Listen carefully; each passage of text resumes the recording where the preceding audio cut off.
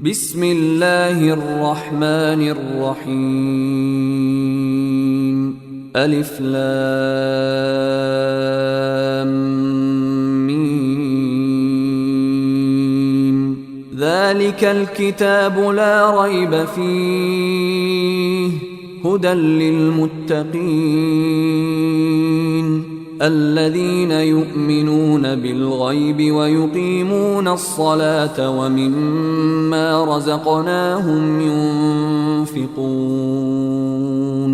والذين يؤمنون بما أنزل إليك وما أنزل من قبلك وبالآخرة هم يوقنون أولئك على هدى من ربهم. السلام عليكم ورحمة الله وبركاته. الحمد لله والصلاة والسلام على رسول الله محمد بن عبد الله وعلى آله وصحبه أجمعين أما بعد. எல்லாம் வல்ல அல்லாஹ்வுடைய நல்லடியார்களே, தாய்மார்களே, சகோதரிகளே, ஸ்ரீலங்கா தௌஹீத் ஜமாத்துடைய களுத்துறை மாவட்டம் ஏற்பாடு செய்திருக்கக்கூடிய இந்த பெண்கள் மாநாட்டுடைய இறுதி நிகழ்ச்சியாக ஜனாசா செயல்முறை விளக்கம் என்ற ஒரு நிகழ்ச்சி இங்கே ஏற்பாடு செய்யப்பட்டிருக்கின்றது. இந்த நிகழ்ச்சியை நாம் செயல் வடிவத்திலே பார்ப்பதற்கு முன்னால் ஜனாசா குறித்து, மரணம் குறித்து திருமறை குர்ஆனும் நபிகள் நாயகம் ஸல்லல்லாஹு அலைஹி வஸல்லம் பொன்மொழிகளும் நமக்கு வழிகாட்டக்கூடிய ஒரு சில செய்திகளை நாம் அறிந்து கொண்டால் அது பயனுள்ளதாக இருக்கும் நினைக்கின்றேன். பொதுவாக உலகத்திலே பிறந்து வாழக்கூடிய ஒவ்வொரு மனிதனும் அவனுடைய அஜல் முடியக்கூடிய நேரத்திலே மரணத்தை சுவைத்து ஆக வேண்டும் என்று திருமறை குர்ஆனிலே இறைவன் நமக்கு சொல்லி காட்டுகின்றான். இறைவன் திருமறை குர்ஆனிலே சொல்லுகின்ற அடிப்படையிலே உலகத்தில் வாழுகின்ற ஒரு ஆணாக இருக்கட்டும், பெண்ணாக இருக்கட்டும், எவர்களும் மரணத்தை விட்டும் தப்பித்து கொள்ள முடியாது. அப்போ இந்த மரணம் என்பது ஒவ்வொருவருக்கும் நிச்சயம் வந்தே தீரும்.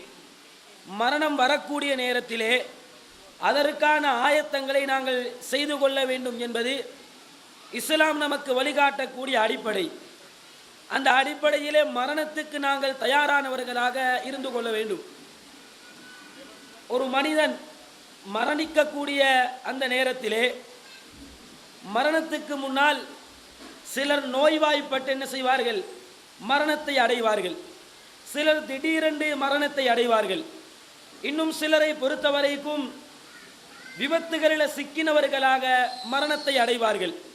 அப்போ மரணிப்பதற்கு முன்னால் நோய்வாய்ப்பட்டு அல்லது விபத்துக்கு ஆளாகி இப்போ மரணிப்போம் அல்லது நாளை மரணிப்போம் அப்படி என்ற ஒரு நிலையிலே இருக்கின்ற நேரத்திலே நாம் அந்த நோயாளியை மரணிப்பதற்கு தயாராக இருக்கக்கூடிய அந்த ஆணை அல்லது அந்த பெண்ணை நோய் விசாரிப்பதற்காக வேண்டி போகக்கூடிய வளமை ஒவ்வொருவரிடத்திலையும் காணப்படுகின்றது.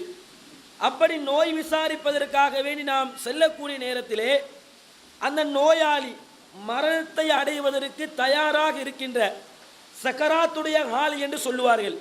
அந்த நிலையில் இருக்கக்கூடிய ஆணிடத்தில் அல்லது பெண்ணிடத்தில் நாம் என்ன சொல்ல வேண்டும் என்று சொன்னால், அவர்கள் சத்திய மார்க்கத்தை ஏற்று தெளிவான கொள்கைக்குள் தங்களை இணைத்து கொள்ளாதவர்களாக இருப்பார்கள் என்று சொன்னால், அவர்களுக்கு இந்த ஏகத்துவ கொள்கையை எடுத்து சொல்வது நம்முடைய கடமை என்பதை நாம் மறந்துவிடக்கூடாது.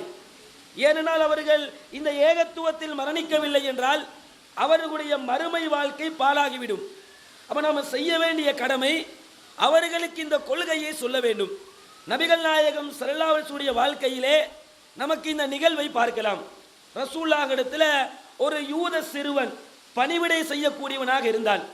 இந்த யூத சிறுவன் நோய்வாய்ப்பட்டு அவனுடைய வீட்டிலே இருக்கிற நேரத்தில் அல்லாஹ்வுடைய தூதர் நோய் விசாரிக்க போகின்றார்கள். நோய் விசாரிக்க போய் அந்த சிறுவனை பார்த்து சொல்லுகின்றார்கள், நீ இஸ்லாத்தை ஏற்றுக்கொள். அவன் இஸ்லாத்தை ஏற்றுக்கொள்ளவில்லை. ரசூலுல்லாவுக்கு பணிவிடை செய்கின்றான். அவன் நோய்வாய்ப்பட்டு இருக்கின்றான். சிறுவனை பார்த்து நபிகள் பெருமானார் சொல்லுகின்றார்கள், நீ இஸ்லாத்தை ஏற்றுக்கோ. அவன் அந்த நேரத்தில் அந்த சிறுவன் என்ன செய்கின்றான், தன்னுடைய தந்தையை பார்க்கின்றார். வாப்பாவை பார்த்து கேட்கிறார், என்ன செய்யறதற்கு? முகம்மது இஸ்லாத்தை ஏற்றுக்கொள்ள சொல்றாரு, பக்கத்தில் வாப்பா இருக்கிறாரு, நான் என்ன செய்ய வேண்டும் என்று தந்தையை பார்த்து கேட்கின்றான். தந்தை சொல்றாரு, நீ அபுல் காசிமுக்கு கட்டுப்படு, இந்த முகமது ஸல்லல்லாஹு அலைஹி வஸல்லம் சொல்லுகின்ற செய்தியை நீ ஏற்றுக்கொள் என்று வாப்பா சொல்லுகிற நேரத்தில் அல்லாஹ்வுடைய தூதர் இஸ்லாத்தை எடுத்து சொல்லுகின்றார்கள். அந்த சிறுவன் இஸ்லாத்தை வாழ்க்கை நெறியாக ஏற்றுக்கொள்கின்றார்கள். ரசூலுல்லாஹ் அந்த இடத்தை விட்டு வெளியே வருகிற நேரத்தில் நபிகள் பெருமானார் சொல்கின்றார்கள், அல்ஹம்துலில்லாஹி அல்லதி அன்கதஹு மினன் நார். அந்த சிறுவனை நரகத்தை விட்டும் பாதுகாத்த இறைவனுக்கே எல்லா புகழும் என்று அல்லாஹுவை புகழ்ந்து விட்டு அல்லாஹ்வுடைய தூதர் வெளியே வந்தார்கள் என்பதை ஹதீஸிலே பார்க்கின்றோம். அப்ப இந்த நிகழ்வு எதை எடுத்து சொல்கிறது? இந்த நிகழ்வு நமக்கு எதை எடுத்து சொல்கிறது என்று சொன்னால், ஒருவர் மரணிப்பதற்காக இருக்கின்றார், நோய்வாய்ப்பட்டு கஷ்டப்படுகின்றார். அப்படி இருக்கக்கூடியவர்களை நாம் போய் நோய் விசாரித்து சந்திக்கக்கூடிய நேரத்திலே அவர்களுக்கு கொள்கையை சொல்ல வேண்டும். முஸ்லிம் அல்லாதவர்கள் என்றால் இஸ்லாத்தை சொல்ல வேண்டும். முஸ்லிம் என்ற பெயரிலே வாழக்கூடியவர்கள் என்றால் உண்மையான இஸ்லாத்தை, குர்ஆன் ஹதீஸை அவர்களுக்கு எத்தி வைக்க வேண்டும். காரணம், அதை ஏற்றுக்கொண்டால் அவர்கள் நரகத்தை விட்டும் பாதுகாப்பு பெறுவார்கள் என்பது அல்லாஹ்வுடைய தூதரின் வழிகாட்டுதல். அப்போ ஒருவர் நோய் விசாரிக்க போகிற நேரத்தில் இது நாம செய்ய வேண்டிய ஒரு அம்சம் என்பதை நம்முடைய மனதில் பதிய வைக்க வேண்டும். இரண்டாவது செய்தியாக, நோய் விசாரிக்க போயிருக்கின்றோம், இப்ப மரணிப்பாரு, இன்னொரு அரை மணி நேரத்தில் மரணிப்பாரு, அல்லது ஒரு 2 மணி நேரத்தில் மரணிப்பாரு என்று எல்லோரும் எதிர்பார்ப்பார்கள். அந்த அளவுக்கு கஷ்டத்தில் சக்கராத்துடைய காலில் என்ன செய்வாரு, அவர் கஷ்டப்பட்டு கொண்டு இருப்பாரு. அப்படி இருக்கக்கூடியவர்களை நாம சந்திப்போம் என்றால், போய் பார்ப்போம் என்றால், நபிகள் நாயகம் ஸல்லல்லாஹு அலைஹி வஸல்லம் சொல்லி காட்டுகின்றார்கள், லக்கினு அலா மௌதாக்கும் லா இலாஹ இல்லல்லாஹ். உங்களிலே மரண தருவாயில் இருக்கக்கூடியவர்களுக்கு நீங்கள் என்ன சொல்லுங்கள், லா இலாஹ இல்லல்லாஹ் என்பதை நீங்கள் எடுத்து சொல்லுங்கள். அவன் மரணிப்பதற்கு தயாராக இருப்பவரை முதலில் நாம சந்திக்கணும், அவருக்கு இஸ்லாத்தை எடுத்து சொல்லணும், கொள்கையை எத்தி வைக்க வேண்டும். இது முதல் அம்சம். இரண்டாவது செய்தியாக, ஒரு ஆணாக இருக்கலாம், பெண்ணாக இருக்கலாம், அவர்களை நாம சந்திக்கக்கூடிய நேரத்தில் லா இலாஹ இல்லல்லாஹ், வணக்கத்துக்கு தகுதியானவன் இறைவனை தவிர வேறு யாரும் இல்லை என்ற இந்த இஸ்லாத்துடைய தாரக மந்திரத்தை, கலிமாவை அவர்களுக்கு சொல்லுவது நம்முடைய கடமை என்பதை இரண்டாவது தகவலாக நாம பதிய வைத்துக் கொள்ள வேண்டும். அந்த இடத்துக்கு போய் நோயாளியை அல்லது நோயாளியுடைய குடும்ப உறுப்பினர்களை கவலையிலே ஆழ்த்தக்கூடிய அடிப்படையில் நம்முடைய பேச்சுக்களை நாம் அமைத்துக் கொள்ளக்கூடாது. இப்படித்தான் சென்ற வாரம் ஒருத்தர் மரணிச்சாரு, இந்த நோய் என்னுடைய வீட்டுக்கு பக்கத்தில் ஒருவருக்கு ஏற்பட்டிருந்தது, இது போன்ற கேன்சர் நோய் வந்தால் அல்லது இது போன்ற கிட்னி வியாதி வந்தால் அவங்க பிழைச்சதாக சரித்திரம் இல்லை, அப்ப இவங்களுக்கும் அதே கேன்சர் வந்திருக்குது, இவர்களுக்கும் அதே சீனி வியாதி கிட்னி வியாதி வந்திருக்குது, இவங்களும் பிழைக்க மாட்டார்கள், இப்படி என்று அந்த நோயாளியை பயமுறுத்தி அல்லது அந்த நோயாளியுடைய குடும்ப உறுப்பினர்களை கவலையிலே துக்கத்திலே ஆழ்த்துகின்ற அடிப்படையிலே நம்முடைய பேச்சுக்களை நாம் என்ன செய்யக்கூடாது, அமைத்துக் கொள்ளக்கூடாது.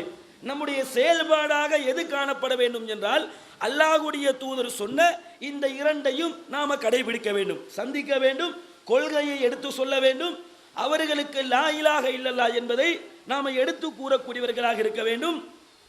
மரண தருவாயில் இருக்கக்கூடியவர்களுடைய நல்லதைத்தான் நீங்கள் என்ன செய்ய வேண்டும், பேச வேண்டும் என்று நபிகள் நாயகம் ஸல்லல்லாஹு அலைஹி வஸல்லம் அவர்கள் சொல்லிவிட்டு சொல்கின்றார்கள். ஏன் அவர்களுடைய நல்லதை நீங்கள் பேச வேண்டும் என்றால், அந்த நேரத்தில் வானவர்கள் ஆமீன் சொல்லிக் கொண்டிருக்கின்றார்கள். நீங்க நல்லதை சொன்னா, நல்லதை பேசக்கூடியவர்களாக இருந்தால் நீங்கள் கூறுகின்றவற்றுக்கு வானவர்கள் மலாய்க்காமார்கள் ஆமீன் சொல்லிக் கொண்டிருக்கின்றார்கள். அப்ப அந்த மரண தருவாயில சக்கராத்துடைய காலிலே மரணிப்பதற்கு தயாராக இருக்கின்றவர்களுடைய கெட்டதை, குறைகளை, மோசமாக எதையும் நீங்கள் பேச வேண்டாம் என்று அல்லாஹ்வுடைய தூதர் அவர்கள் நமக்கு தடை செய்திருக்கின்றார்கள். இன்றைக்கு சமூகத்தை நம்ம ரசூலுல்லாஹ் தடுத்த விஷயங்களை பார்க்கலாம். மரண வீடுகளில் நோயாளிகளை சந்திக்கிற இடத்துக்கு போனா, இவன் கடந்த காலத்தில் செஞ்ச அநியாயத்தை இப்ப அனுபவிச்சுட்டு இருக்கிறான், எப்படியெல்லாம் அநியாயம் செஞ்சான். இப்ப சக்கராத்து ஹாலில் இருந்து இழுத்துக்கிட்டு இருக்கிறான். இவன் செஞ்ச அநியாயத்துக்கு அல்லாஹ் இப்ப பனிஷ்மெண்ட் கொடுக்கிறான். இப்படி என்ன செய்வோம், நம்ம பேசுவோம். இது சமூகத்தில் அதிகமான மக்களிடத்தில் காணப்படுகின்ற ஒரு பழக்கம். இஸ்லாம் என்ன செய்யுது, நீங்க இப்படி பேசாதீங்க, அவன் கடந்த காலத்தை அநியாயம் செஞ்சா அந்த அநியாயத்துக்கு அல்லாஹ் கொடுப்பான், நீங்க என்ன செய்யாதீங்க, அந்த அநியாயத்தை அந்த நேரத்தில் பேசாதீங்க. வானவர்கள் ஆமீன் சொல்லி கொண்டிருக்கின்றார்கள். அவன் சம்பாதிச்சதை அவன் அடைஞ்சிட்டான், அவனுக்கு அல்லாஹ் கொடுப்பான், நீங்க அந்த அவங்களோட குறைகளை பேசக்கூடாது என்று நபிகள் பெருமானார் சொல்றாங்க.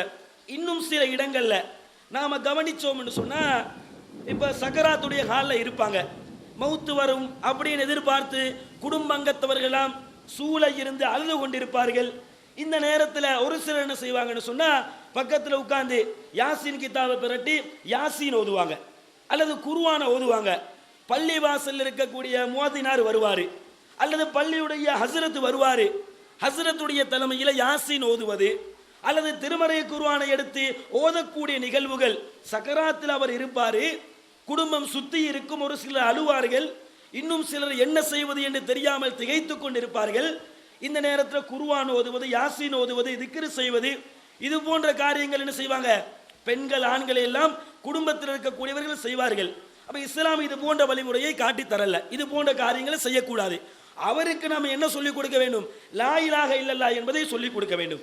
லா இலாஹ இல்லல்லாஹ்வை சொல்லிக் கொடுத்து விட்டோம் என்று சொன்னால், அவர் கலிமாவை சொன்ன நிலையில் மரணித்தால் அவருக்கு சுவர்க்கம் கிடைக்கும் என்று அல்லாஹ்வுடைய தூதர் அவர்கள் நமக்கு வழிகாட்டி இருக்கின்றார்கள். அப்ப இதைத்தான் நாம் என்ன செய்யணும், அந்த சகராத் ஹாலில் இருக்கக்கூடியவரை சந்தித்தா போனா அது போன்ற இடங்களுக்கு நாம சென்று விட்டோம் என்று சொன்னால் இந்த வழிமுறையை கடைபிடிக்கணும். இந்த மூணையும் என்ன செய்யணும், நம்ம கடைபிடிக்கணும். கொள்கை எடுத்து சொல்வது, லா இலாஹ இல்லல்லாஹ் சொல்வது, அவர்களுடைய நல்லதை பேசுவது, தீயதை குறித்து நாம் என்ன செய்யக்கூடாது, வாய் திறக்கக்கூடாது. இப்போ ஒருத்தர் மௌத்தா போகிறாரு, அப்போ மௌத்தா போகக்கூடிய அந்த செய்தி நமக்கு கிடைத்து விட்டது என்று சொன்னால், இஸ்லாம் நமக்கு சொல்லி காட்டுகின்றது, முஸ்லிம்ல இடம்பெறக்கூடிய செய்தி, இன்னா லில்லாஹி வ இன்னா இலைஹி ராஜிஊன், நாங்கள் அல்லாஹ்விடத்திலிருந்து வந்தவர்கள், அவனிடத்திலே நாங்கள் திரும்பி செல்லக்கூடியவர்கள் அப்படின்னு அந்த கருத்திலே நபிகள் நாயகம் ஸல்லல்லாஹு அலைஹி வஸல்லம் சொல்லி காட்டுறாங்க. நீங்க என்ன செய்யுங்க, மரண செய்தி நீங்கள் கேட்டு விட்டீர்கள் சொன்னால் இன்னா லில்லாஹி வ இன்னா இலைஹி ராஜிஊன் அப்படின்னு நீங்க என்ன சொல்லுங்க, சொல்லிவிடுங்கள் என்று நபிகள் நாயகம் ஸல்லல்லாஹு அலைஹி வஸல்லம் வழிகாட்டுகின்றார்கள். அப்ப மரண செய்தியை கேட்டால் இதை நாம் என்ன செய்யணும், சொல்லக்கூடியவர்களாக இருக்க வேண்டும். அதே போன்று மரணித்தவர் நமக்கு நெருக்கமான ஆளாக இருக்கிறாரு. இப்போ ஒரு கணவன் இருக்கிறாரு, அந்த கணவனுடைய மனைவி மரணிக்கிறார் அல்லது மனைவியுடைய கணவன் மரணிக்கிறார், நெருக்கமான ஒரு ஆளு.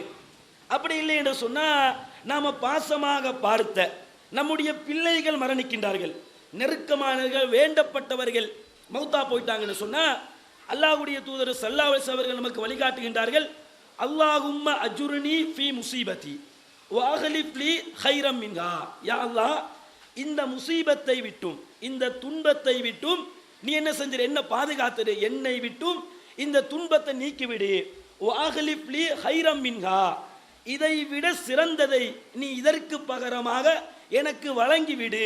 அப்படி என்ற கருத்திலே நபிகள் நாயகம் ஸல்லல்லாஹு அலைஹி வஸல்லம் அவர்கள் ஒரு துஆவை சொல்லி தருகின்றார்கள். இந்த துஆவை அபூ சலமா அவர்கள் மரணித்த நேரத்திலே உம்மு சலமா என்ற சஹாபிய பெண்மணி அவங்க சொல்லி காட்டுறாங்க, அல்லாஹ்வுடைய தூதர் சொல்லி தந்த இந்த துஆவை நான் ஓதினேன், அல்லாஹும்ம அஜுர்னி ஃபீ முஸீபதி வ அஹ்லிஃப் லீ கைரம் மின்ஹா என்ற இந்த துஆவை நான் ஓதினேன். என்னுடைய மனதிலே என்ன காணப்பட்டது என்றால், அபூ சலமாவை விட ஒரு சிறந்த கணவன் எனக்கு யாரு கிடைப்பாங்க. கணவன் மனைவியுடைய உறவு குறித்து முன்னாள் பயான்கள் உங்களுக்கு சொல்லப்பட்டது. அந்த மாதிரி ஒரு அற்புதமான கணவன் மனைவி உறவை உம்மு சலமாவும் அபூ சலமாவும் வாழ்ந்தார்கள். அப்ப இந்த உம்மு சலமா சொல்றாங்க, அபூ சலமாவை விட சிறந்த கணவர் எனக்கு யாரு கிடைக்க போவார் அப்படி என்ற ஒரு எண்ணம் என்னுடைய உள்ளத்தில் இருந்தது. என்றாலும் அல்லாஹ்வுடைய தூதர் சொன்ன அடிப்படையிலே இந்த பிரார்த்தனை நான் ஓதினேன்.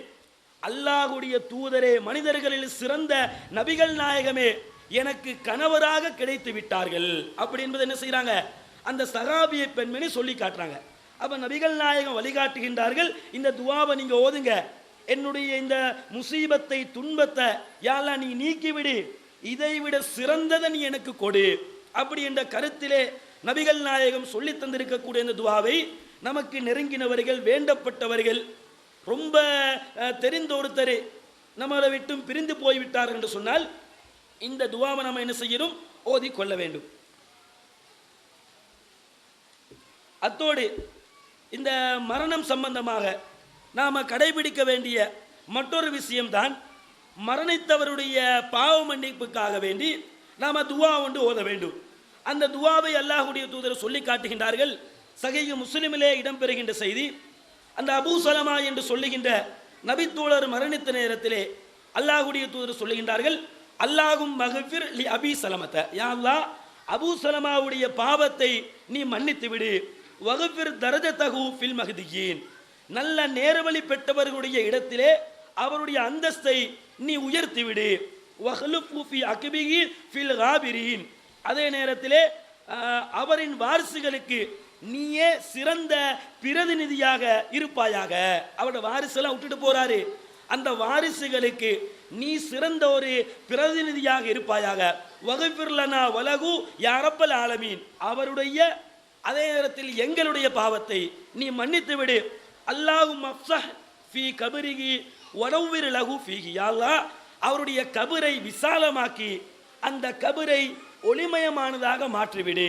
இப்படின துவாவை நபிகள் நாயகம் சொல்லுகின்றார்கள்.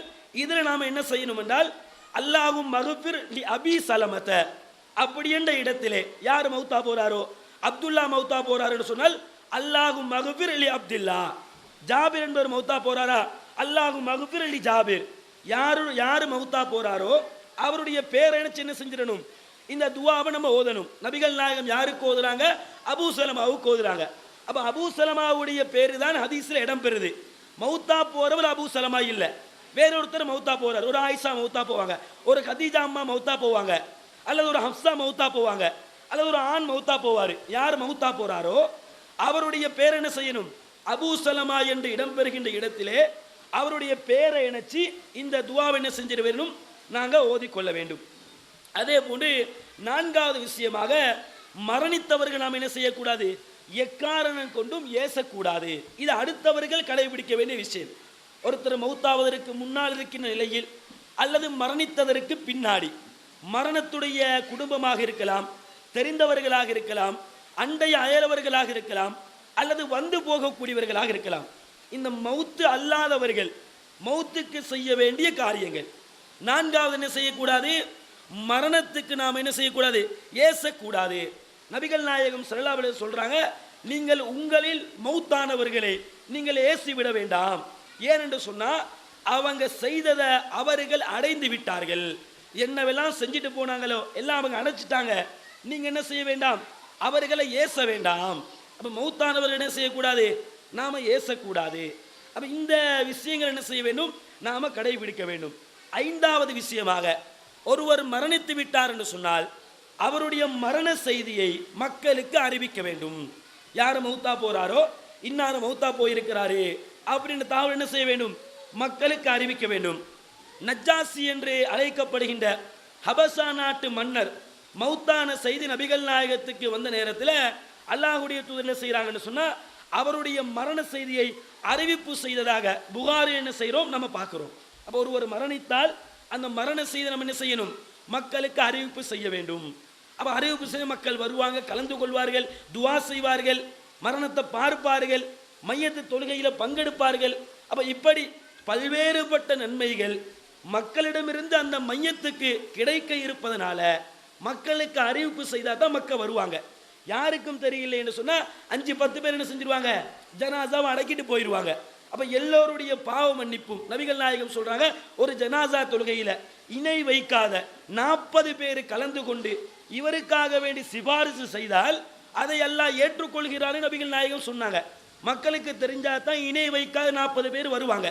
யாருக்குமே தெரியல, உலகத்துக்கு சொல்லல, ஊருக்கு சொல்லல, இரவோடு இரவாக ரகசியமாக அந்த மையத்தை நாம் அடக்கம் செய்தால் இது போன்ற சிறப்புகள் என்ன செய்யாது?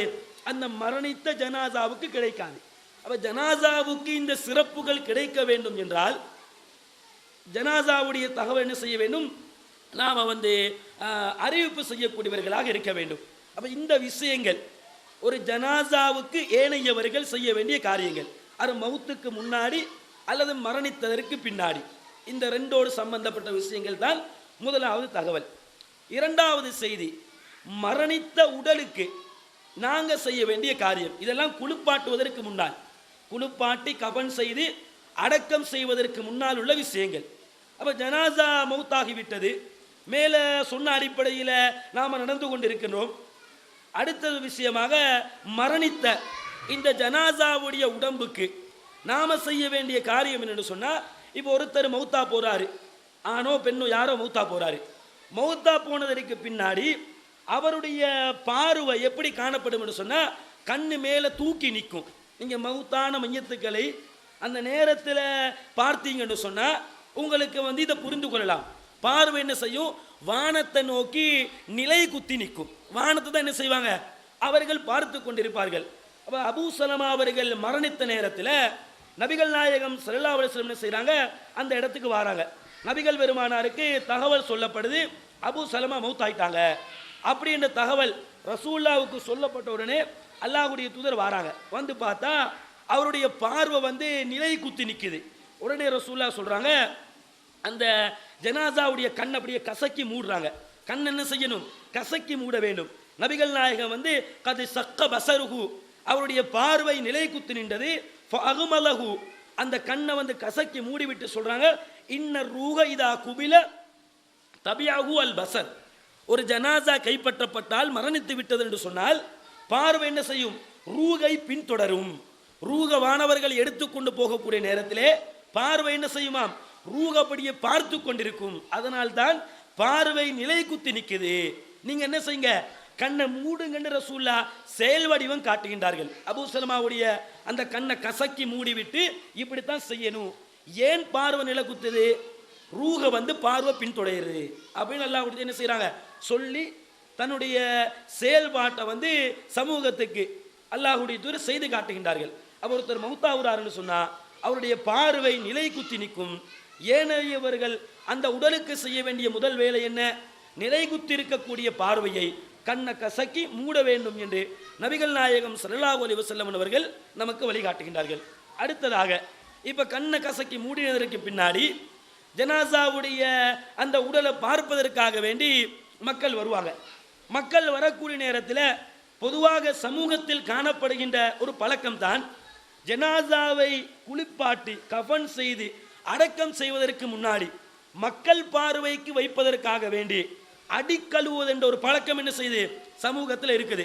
கசபு மாத்துறது என்று சொல்லுவாங்க, அல்லது அடிக்கழுவுவது அப்படின்னு சரி அப்படி என்று சொல்லிவிட்டு என்ன செய்வாங்க, முதலாவது மக்கள் பார்வைக்காக வேண்டி வைப்பதற்கு முன்னால் அடிக்கழுவி விட்டு தான் ஜனாசா என்ன செய்வாங்க, அப்படி வைப்பாங்க.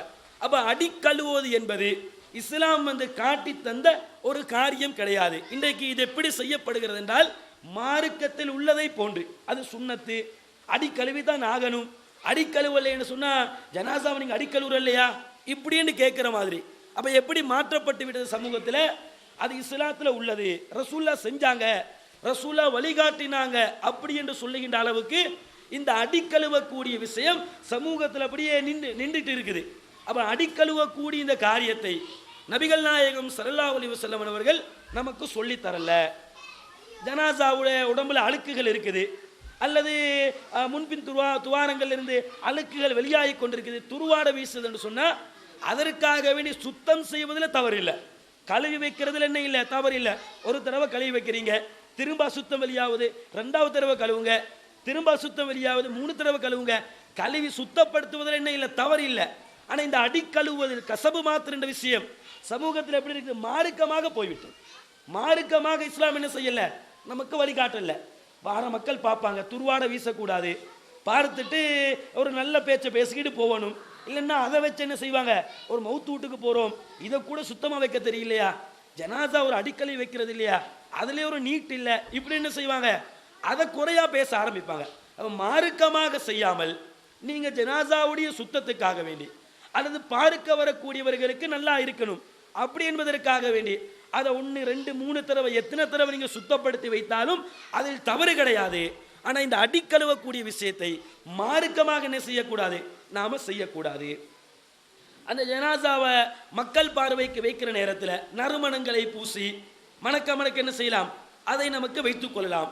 ஆனால் ஒருத்தர் ஹஜ்ஜிக்கு போய் இஹ்ராம் அணிந்த நிலையில் மௌத்தா போயிருப்பாருன்னு சொன்னால் அவருக்கு என்ன செய்யக்கூடாது, நறுமணம் பூசக்கூடாது என்று நபிகள் நாயகம் சொல்கிறாங்க. புகாரியில் என்ன செய்யலாம், இந்த செய்தியை பார்க்கலாம். இப்னு அப்பாஸ் ரலியல்லாஹு அவர்கள் சொல்லி காட்டுறாங்க, அல்லாஹ்வுடைய தூதர் சொன்னாங்க, இஹ்ராம் அணிந்த நிலையில் ஒருவர் மரணித்து போய்விட்டார் என்று சொன்னால் அவருக்கு நறுமணம் பூசாதீங்க. அப்போ இஹ்ராமுடைய நிலையில் இருப்பவருக்கு நறுமணம் தடை செய்யப்பட்டதென்றால் ஏனைய நிலையில் இருக்கக்கூடியவர்களுக்கு அனுமதி என்று அர்த்தம். அதனால தான் ரசூல் என்ன செய்கிறாங்க, இஹ்ராத்துக்கு தடுக்கிறாங்க. பொதுவாக என்ன இருந்தது, ரசூலுல்லாஹுடைய நடைமுறையிலே மனம் பூசி வைக்கக்கூடிய அந்த வழக்கம் இருக்க போய் தான் ரசூலா என்ன செய்கிறாங்க, இஹ்ராம்ல ஹஜ்ஜில் மௌத்தானவருக்கு நீங்கள் என்ன செய்யாதீங்க, இந்த நறுமணத்தை பூசாதீங்கன்னு அல்லாஹ்வுடைய தூதர் சொல்கிறாங்க. அப்போ இருக்க போய் தான் தடையை ரசூலா விதிக்கிறாங்க. அப்போ நறுமணம் பூசி வைப்பது என்பது தடை செய்யப்பட்ட ஒரு காரியம் கிடையாது. நறுமணத்தை பூசி ஜனாசா மக்களுடைய பார்வைக்கு வைக்கலாம். அதே நேரத்தில் ஜனாசாவுடைய உடம்பை என்ன செய்யணும், முழுமையாக மூடி வைப்பதில் தவறில் மூடி வைக்க வேண்டும். நபிகள் நாயகம் ஸல்லல்லாஹு அலைஹி வஸல்லம் அவர்கள் மௌத்தான நேரத்தில் ரசூலுல்லாஹுடைய உடம்பை அந்த சகாபாக்கள் எப்படி வச்சாங்கன்னு சொன்னால், யமன் நாட்டில் தயார் செய்யப்பட்ட கோடு போட்ட தரமான ஒரு துணியால் என்ன செஞ்சாங்க, ரசூலுல்லாஹுடைய ஜனாசாவை மூடி வைத்தார்கள் என்பதை புகாரியில் பார்க்கிறோம். ஆயிஷா ரலியல்லாஹு அவர்கள் சொல்லி காட்டுறாங்க. அப்போ ஜனாசா ஒட்டுமொத்த உடம்பையும் என்ன செய்யலாம், நமக்கு மூடி வைக்கலாம். பார்க்க வரக்கூடியவர்கள் அந்த ஜனாசாவை பார்ப்பதற்காக வேண்டி வரக்கூடியவர்கள் என்ன செய்வாங்க, ஜனாசா திறந்து பார்த்து கொள்வார்கள். நபிகள் நாயகம் மரணித்து போயிருந்தாங்க.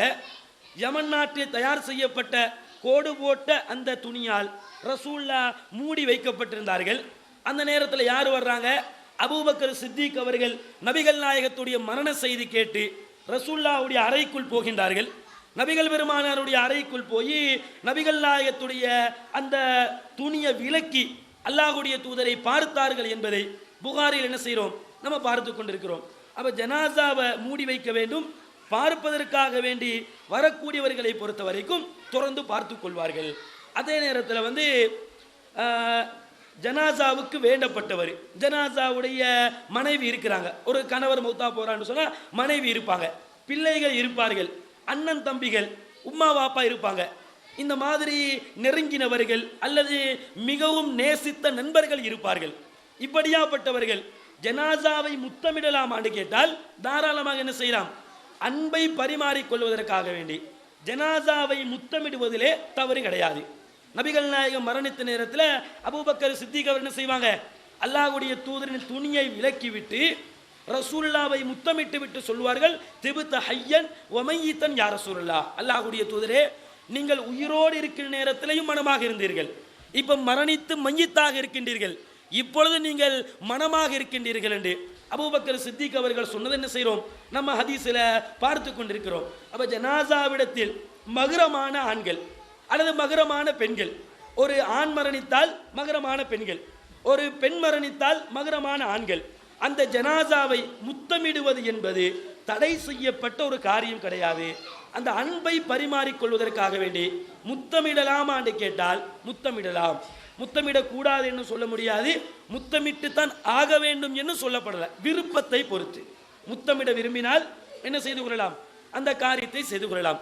அதே நேரத்தில் மரணித்தது ஒரு ஆண் ஜனாசா, அந்த ஆண் ஜனாசாவை பெண்கள் பார்க்கலாமா, அல்லது மரணித்தது ஒரு பெண் ஜனாசா, அந்த பெண் ஜனாசாவை ஆண்கள் பார்க்கலாமா அப்படின்னு கேட்டா சமூகத்தில் எப்படி இருக்குது, உயிரோடு வாழக்கூடிய நேரத்தில் இந்த மகரம் பேணப்படாது. நினைச்ச கடைகளுக்கு போவார்கள், துணிமணிகளை சாய்ஸ் பண்ணி வாங்குவாங்க. அந்த துணிமணிகளை கொடுப்பது யாராக இருப்பாங்கன்னு சொன்னா அதையில துணிமணிகளை காட்டுறது ஆண்களாக இருப்பாங்க. எல்லா விஷயத்துக்கும் ஆண்களோடு ஒத்து போவார்கள். மௌத்து என்று விட்டோம்னு சொன்னா ஊர்ல என்ன ஒரு நடைமுறை காணப்படும், பொம்பளை ஜனாசாவும் இருக்கும், ஆண்களுக்கு காட்ட மாட்டாங்க. சில பேர் கேட்பாங்க, எங்களுக்கு மையத்தை பார்க்கலாமா, எங்களுக்கு மையத்தை காட்டுவீங்களா இப்படின்னு கூட என்ன செய்வாங்க, சிலர் கேட்பாங்க. அப்ப சமூகத்தில் என்ன ஒரு நடைமுறை காணப்படுகிறது என்றால், ஆண் ஜனாசாவை பெண்கள் பார்ப்பது, அந்த மகரம் என்ற வட்டத்தை தாண்டிய பெண்கள் ஒரு ஆண் ஜனாசாவை பார்ப்பது, அல்லது ஒரு பெண் ஜனாசா, அந்த பெண் ஜனாசாவுக்கு மகரம் என்ற வட்டத்திலே எவர்கள் எல்லாம் இருக்கின்றார்களோ அந்த ஆண்கள் பெண் ஜனாதாவை பார்ப்பதை பொறுத்த வரைக்கும் பார்க்க கூடாது, காட்ட மாட்டோம். இப்படி என்ற ஒரு நிலை சமூகத்தில் அப்படியே ஊன்றி போய் இருக்கின்றது. இது இஸ்லாம் வழிகாட்டின ஒரு காரியம் கிடையாது. தாராளமாக என்ன செய்யலாம், ஒரு ஆண் ஜனாசாவை ஒரு பெண்ணுக்கு பார்க்கலாம், ஒரு பெண் ஜனாசாவை ஒரு ஆணுக்கு பார்க்கலாம். எல்லாமே மூடி வைத்து நீங்க என்னதான் செய்ய போறீங்க, முகத்தை தான் திறந்து காட்ட போறீங்க. ஒரு ஜனாசாவுடைய முகத்தை தான் திறந்து காட்ட போறீங்க. உயிரோடு இருக்கின்ற நேரத்திலேயே ஒரு ஆண் ஒரு பெண்ணையும் ஒரு பெண் ஒரு ஆணையும் தேவைக்கு பார்க்கலாம். தவறான சிந்தனை இல்லாமல் ஒரு ஆண் ஒரு பெண்ணை ஒரு பெண் ஒரு ஆணை உயிரோடு இருக்கின்ற நேரத்திலேயே பார்க்கலாம் என்று இஸ்லாம் சொல்லி இருக்கின்ற நேரத்திலே மௌத்துக்கு பின்னாடி என்ன இல்லை, அந்த சட்டம் இல்லை. உசுரோடு இருக்கிற நேரத்தில் சட்டம், நல்லது கெட்டது தப்பான சிந்தனைகள் வருவது எல்லாம் உயிரோடு இருக்கின்ற நேரத்தில். அப்போ அந்த நேரத்தில் இஸ்லாம் என்ன செய்யுது, ஒரு ஆண் ஜனாசாவை பெண்ணும் ஒரு ஆணை ஒரு பெண்ணும் ஒரு பெண் ஒரு ஆணும் பார்க்கலாம் என்று சட்டம் சொல்லியிருக்கிற நேரத்தில் மௌத்துக்கு பின்னால் பார்க்க கூடாது என்று சொல்லுவது அது இஸ்லாமாக மாறாது, இஸ்லாத்துக்கு மாற்றமான ஒரு காரியம். தாராளமாக என்ன செய்யலாம், ஆண்களுடைய ஜனாசாவை பெண்களும் பெண்களுடைய ஜனாசாவை ஆண்களும் பார்த்து கொள்ளலாம். இதில் இஸ்லாம் எந்த தடையும் வைக்கல. அப்போ அல்லாஹ்வும் ரசூலும் எவற்றை தடை செய்யவில்லையோ அவற்றை நாங்களும் என்ன செய்யக்கூடாது, தடை செய்யக்கூடாது. நீங்கள்லாம் உங்களுக்கெல்லாம் காட்ட மாட்டோம், அப்படி பார்க்கக்கூடாது, அது இஸ்லாம் இல்லை, அது கூடாது இப்படின்னு சொல்லக்கூடாது. தாராளமாக என்ன செய்யலாம், பார்த்து கொள்ளலாம் என்பதை நாம் புரிந்து கொள்ள வேண்டும். அப்போ இந்த விஷயங்கள் என்ன செய்யணும், நம்முடைய சிந்தனையில் நாம் பதித்து கொள்ள வேண்டும். 2 தகவல். முதலாவது, ஜனாசா மௌத்தாகுவதற்கு தயாராக சக்கராத்திட நிலையில் இருக்கின்ற நேரத்தில் அதற்கு செய்ய வேண்டிய காரியம். 2வது, மௌத்தாகி விட்டது என்று சொன்னால் மௌத்தான அந்த மையத்துக்காக வேண்டி நாங்கள் செய்ய வேண்டிய காரியங்கள். இதுவெல்லாம் குளிப்பாட்டுவதற்கு முன்னாடி செய்யக்கூடிய காரியங்கள். அடுத்த விஷயமாக, இப்போ இந்த ஜனாசாவை நாங்கள் குளிப்பாட்ட வேண்டும். மேலே சொன்ன விஷயங்கள் எல்லாம் நம்ம கடைபிடிக்க வேண்டிய விஷயங்கள். இந்த விஷயங்களை கடைபிடித்ததற்கு பின்னாடி ஜனாசாவுக்கு நாம் செய்ய வேண்டிய கடமைகளில் உண்டு. ஒரு ஜனாசா மரணித்தால் அந்த ஜனாசாவை குளிப்பாட்ட வேண்டும், கஃன் செய்ய வேண்டும், தொழுகை நடாத்த வேண்டும், தொழுகை நடாத்தி விட்டு அடக்கம் செய்ய வேண்டும். இந்த 4 கடமைகளில் முதலாவது காரியம் அந்த ஜனாசாவை குளிப்பாட்டுவது. குளிப்பாட்டுகின்ற நேரத்திலே அதற்கு தேவையான சில பொருட்கள் நாம் என்ன செய்யணும், எடுத்துக்கொள்ள வேண்டும். இந்த சமூகத்தில் ஜனாசாவை குளிப்பாட்டுவது என்பது ஒரு பெரிய விஷயத்தை போல், ஒரு பெரிய சமாச்சாரத்தை போல் என்ன செய்கிறாங்க, பார்த்து கொண்டிருக்கிறாங்க. நிறைய பேர் என்ன செய்ய மாட்டாங்க, ஜனாசா குளிப்பாட்டக்கூடிய விஷயத்துக்கும் முன்வர மாட்டாங்க, எல்லாம் பயப்படுவாங்க. ஜனாசா எப்படி குளிப்பாட்டுவது, அல்லது ஊரில் ஒரு சிலர் இருப்பாங்க, ஒரு 4 பேர் 5 பேர் என்ன செய்வாங்க, வயசானவங்க இருப்பாங்க. அந்த காலத்திலிருந்து அந்த ஃபெமிலி தான் ஜனாசா குளிப்பாட்டக்கூடிய ஃபெமிலியாக இருக்கும். அல்லது அதற்கு நேர்ந்துட்ட மாதிரி ஒரு 4-5 பொம்பளை இருப்பாங்க. பெண் ஜனாசாண்டா அதுக்கு ஒரு 4-5 பெண்கள் இருப்பாங்க. அவங்க தான் எங்கே ஜனாசா, ஊரில் எங்கே ஜனாசா விழுந்தாலும் அவங்கள திருவில் பிடிச்சி கூட்டு போயிடுவாங்க. அவங்க அந்த காரியத்தை என்ன செய்வாங்க, நிறைவேற்றக்கூடியவர்களாக இருப்பாங்க. அப்போ எல்லோருக்கும் இது ஒரு சிரமமான காரியத்தை போல நினைத்து கொண்டிருக்கின்றார்கள். சிலர் பயந்துக்கிட்டு இருக்கிறாங்க. பயப்படுவதற்கு ஒன்றும் இல்லை, நாங்களும் ஒரு நாள் மௌத்தாகத்தான் போகிறோம், எங்களையும் யாரும் என்ன செய்ய போகிறாங்க, ஒருவர் குளிப்பாட்டத்தான் போகிறாங்க. அப்போ நாங்களும் அனுபவிக்க இருக்கக்கூடிய அந்த ஜனாசாவை நாங்கள் குளிப்பாட்டுவதற்கு என்ன செய்யக்கூடாது, பயப்படக்கூடாது. ஒரு பெரிய காரியம் கிடையாது, மிக மிக இலகுவான, ஒரு அரை மணி நேரமும் இல்லை, ஒரு 15 நிமிஷத்தில் செய்து முடிக்கக்கூடிய ஒரு சிம்பிளான ஒரு காரியம்தான் இந்த ஜனாசா குளிப்பாட்டக்கூடிய ஒரு காரியம். இதற்கு முன்னால் சில பொருட்களை நாம் என்ன செய்ய வேண்டும், தயாரித்து பக்கத்தில் வைத்துக்கொள்ள வேண்டும். ஒரு தண்ணீர் நிரப்பப்பட்ட ஒரு பெரிய பாத்திரத்தை செய்யணும், வைத்துக்கொள்ளணும். ஜனாசா குளிப்பாட்டுவதற்கு முன்னாடி ஒரு பெரிய பாத்திரத்தில் தண்ணி எடுத்து வச்சுக்கணும். ஜனாசாவை ஊற்றி ஊற்றி குளிப்பாட்டுவதற்கு அந்த பாத்திரத்தில் தண்ணீர் இருக்க வேண்டும். அதே நேரத்தில் இன்னொரு பாத்திரத்தில் என்ன செய்யுங்க, இலந்த இலை, மசாங்க இலைன்னு சொல்லுவாங்களா இல்லையா, அந்த இலந்த இலை கலந்த தண்ணீர். அப்படி இல்லை என்று சொன்னால் சோப்பு தண்ணி, சவக்காரம் இருக்குதா இல்லையா, வாசத்துக்காக வேண்டி, அழுக்குகள் இல்லாமல் போகணும், வாசம் இருக்கிற என்பதற்காக வேண்டி ரசூல்லாவுடைய காலத்தில் இலந்த இலையை கலந்து ரசூல்லா தண்ணியை வச்சுக்கொள்வாங்க. அதை ஊற்றி என்ன செய்வாங்க, குளிப்பாட்டுவாங்க. இலந்த இலை. அப்படி இல்லை என்று சொன்னால் சவர்க்கார நுரை, சவர்க்கார நுரை எடுத்து அல்லது சோப்பை தேய்ச்சி ஜனாசாவை குளிப்பாட்ட வேண்டும். மூன்றாவது கற்பூரம் கலந்த தண்ணீர். நபிகள் நாயகம் ஸல்லல்லாஹு அலைஹி வஸல்லம் அவர்கள் அவங்களோட மகள் மரணித்த நேரத்தில் அந்த மகளை குளிப்பாட்டுகிற நேரத்தில் நபிகள் நாயகம் ஸல்லல்லாஹு அலைஹி வஸல்லம் சொல்லி காட்டுறாங்க, நீங்கள் ஒற்றைப்படையாக தண்ணீர் ஊற்றி என்ன செய்யுங்க, ஜனாசாவை குளிப்பாட்டுங்க. இளந்த இலை கலந்த தண்ணீரை வைத்துக் கொள்ளுங்கள். கடைசியாக என்ன செய்யுங்க, கற்பூரம் கலந்த தண்ணீரை ஊற்றி கொள்ளுங்கள். இறுதியாக கற்பூரத்தை நீங்கள் சேர்த்து கொள்ளுங்கள் என்று நபிகள் நாயகம் ஸல்லல்லாஹு அலைஹி வஸல்லம் சொல்றாங்க. அப்ப மூணாவது கற்பூரம் கலந்த தண்ணீர். நான்காவது அள்ளி ஊற்றுவதற்கு ஒரு கப்பு, ஒரு ஜொக்கு என்ன செய்யுங்க, அள்ளி தண்ணி ஊற்றணுமா இல்லையா, அல்லது மொத்தமா அந்த பெரிய பக்கெட்டை எடுத்து ஊற்ற முடியாது, அள்ளி ஊற்றணும், லேசாக இருக்கும். அப்போ அள்ளி ஊற்றுவதற்காக வேண்டி ஒரு சின்ன ஒரு பாத்திரம். அதே நேரத்தில் மையத்துடைய அவுரத்தை மறைப்பதற்காக வேண்டி ஒரு பழைய துணி துண்டை வச்சுக்கோங்க. ஆண் ஜனாசாவாக இருக்கும் அல்லது பெண் ஜனாசாவாக இருக்கும். அவுரத்துகள் மறைக்கப்பட வேண்டும். மேலே போட்டு அவுரத்துகள் மறைக்கப்பட்டு குளிப்பாட்டுவதற்காக வேண்டி ஒரு பழைய துணி துண்டு. அடுத்ததாக மரணித்த ஜனாசாவுடைய உடம்புல அழுக்குகள் கிருமிகள் இருக்கும் இல்லை, அப்போ எங்கட உடம்புல அந்த அழுக்குகள் கிருமிகள் தொற்றக்கூடாது என்பதற்கு ஒரு பழைய துணி துண்டை எடுத்து கையில் சுற்றிக்கோங்க. அப்படி இல்லைன்னு சொன்னால் ஒரு கிளவுஸ் எடுத்து 2 கிளவுஸ் எடுத்து கையில் போட்டுக்கொள்ளுங்கள். அப்போ 2 கையுறை. ஜனாசா தேய்ச்சி கழுவுவதற்காக வேண்டி ஒரு ஸ்பஞ்சு துண்டுடுங்க. ஜனாசாவுடைய உடம்பை தேய்ச்சி கழுவணுமா இல்லையா, சோப்பு நிறைய நம்ம கையால் போட்டு தேய்ச்சி கழுவுவதை விட அதை நல்லா நீட்டாக தேய்ச்சி கழுவுவதற்காக வேண்டி ஒரு ஸ்பஞ்சு துண்டு. அதே நேரத்தில் குளிப்பாட்டி விட்டு ஜனாசாவுடைய உடம்பில் இருக்கக்கூடிய தண்ணீரை துடைப்பதற்காக வேண்டி ஒரு பழைய துண்டு. இவ்வளவுதான் தேவையான பொருட்கள். ஒரு பெரிய பக்கெட்டுக்கு தண்ணீர், இன்னொரு பக்கெட்டில் கற்பூரம் கலந்த அந்த தண்ணீர், இன்னொரு பக்கெட்டில் இலந்த இலை அல்லது சோப்பு நுர, கொஞ்சம் சோப்பு கலந்த தண்ணீர் அல்லது இலந்த இலை 3. நான்காவது மையத்துடைய அந்த அவுரத்தை மறைப்பதற்காக வேண்டிய ஒரு துணி துண்டு, அள்ளி ஊற்றுவதற்கு ஒரு சின்ன பாத்திரம், எங்கள் கையில் போடுவதற்கு ஒரு கையுறை, அடுத்து ஜனாசாவுடைய உடம்பை தேய்த்து கழுவுவதற்காக வேண்டி ஒரு ஸ்பஞ்சி, குளிப்பாட்டி முடிந்ததற்கு பின்னால் ஜனாசாவுடைய உடம்பை துடைப்பதற்காக வேண்டி ஒரு பழைய துணி. இவ்வளவு தான் தேவையான பொருட்கள். அப்போ இந்த பொருட்கள் இருக்கும் என்று சொன்னால் ஒரு ஜனாசாவை என்ன செய்யலாம், தாராளமாக சிம்பிளாக குளிப்பாட்டை விட்டு செல்லலாம். குளிப்பாட்டக்கூடிய நேரத்தில் ஆண் ஜனாசாவை ஆண்களும் பெண் ஜனாசாவை பெண்களும் என்ன செய்ய வேண்டும், குளிப்பாட்ட வேண்டும். என்ன காரணம் என்று சொன்னால் ஹதீஸ்களை பார்த்தா ஆண் ஜனாசாவை ஆண்கள் குளிப்பாட்டணும், பெண் ஜனாசாவை பெண்கள் குளிப்பாட்டணும் என்று ஹதீஸில் என்ன செய்யலை, ரசூலுல்லாஹ் சொல்லலை. ஆனால் பொதுவாக நமக்கு விளங்கிக் கொள்ளலாம். பெண்களுடைய மறைக்கப்பட வேண்டிய உறுப்புகள் இருக்கும், ஆண்களுடைய மறைக்கப்பட வேண்டிய உறுப்புகள் இருக்கும்.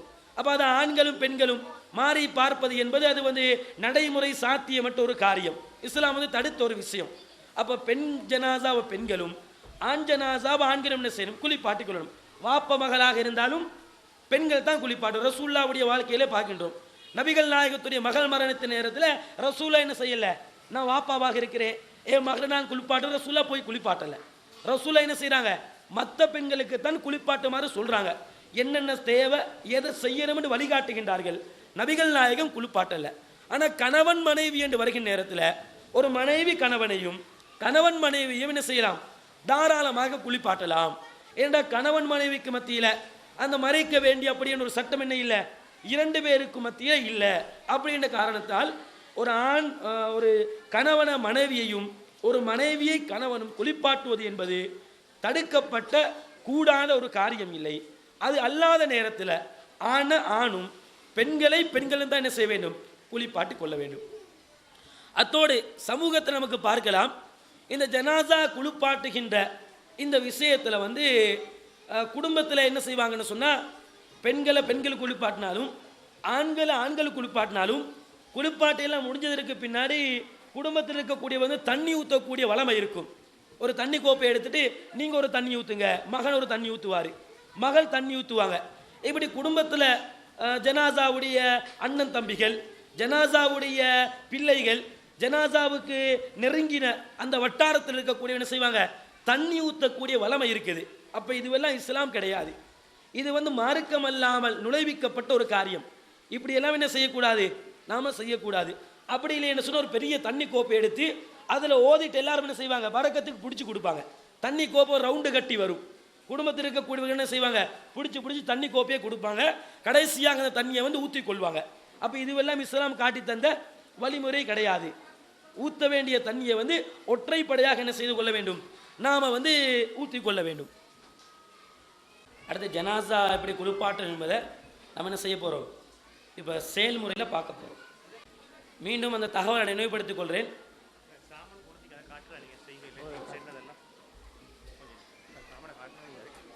ஜனாசாவுக்கு முன்னாடி மரணித்த நேரத்தில், மரணிப்பதற்கு முன்னால் சக்கராத்தில் இருக்கிற நேரத்தில் ஜனாசாவுக்கு நாம் செய்ய வேண்டிய விஷயம் என்பது முதல் பகுதி.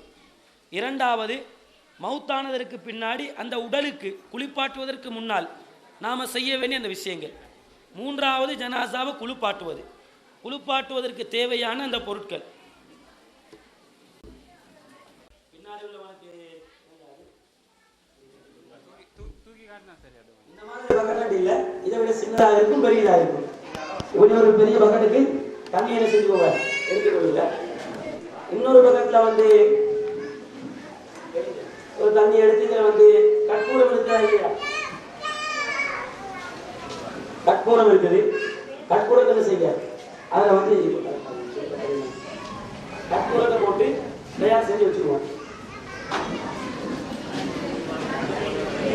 இப்படி ஒரு பக்கெட்டில் வந்து சோப்பு தண்ணி, தேய்ச்சி கழுவுறதுக்காக வேண்டி சோப்பு தண்ணி, கைக்கு போடுவதற்கு 2 கிளவுஸ், தேய்ப்பதற்காக வேண்டி ஒரு ஸ்பஞ்ச்.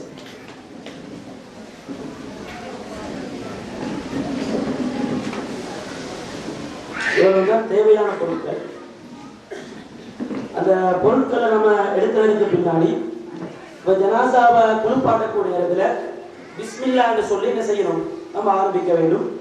எந்த ஒரு காரியத்தையும் நம்ம துவக்கக்கூடிய நேரத்தில் பிஸ்மில்லா, அல்லாஹ்வுடைய பெயரை கொண்டு ஆரம்பிக்கின்றேன் என்று துவக்க வேண்டும் என்று நபிகள் நாயகம் ஸல்லல்லாஹு அலைஹி வஸல்லம் வழிகாட்டி இருக்கின்றார்கள். ஜனாசாவை நம்ம குளிப்பாட்டக்கூடிய நேரத்தில் பிஸ்மில்லா என்று சொல்லி என்ன செய்யணும், நம்ம அந்த காரியத்தை வந்து ஆரம்பிக்க வேண்டும்.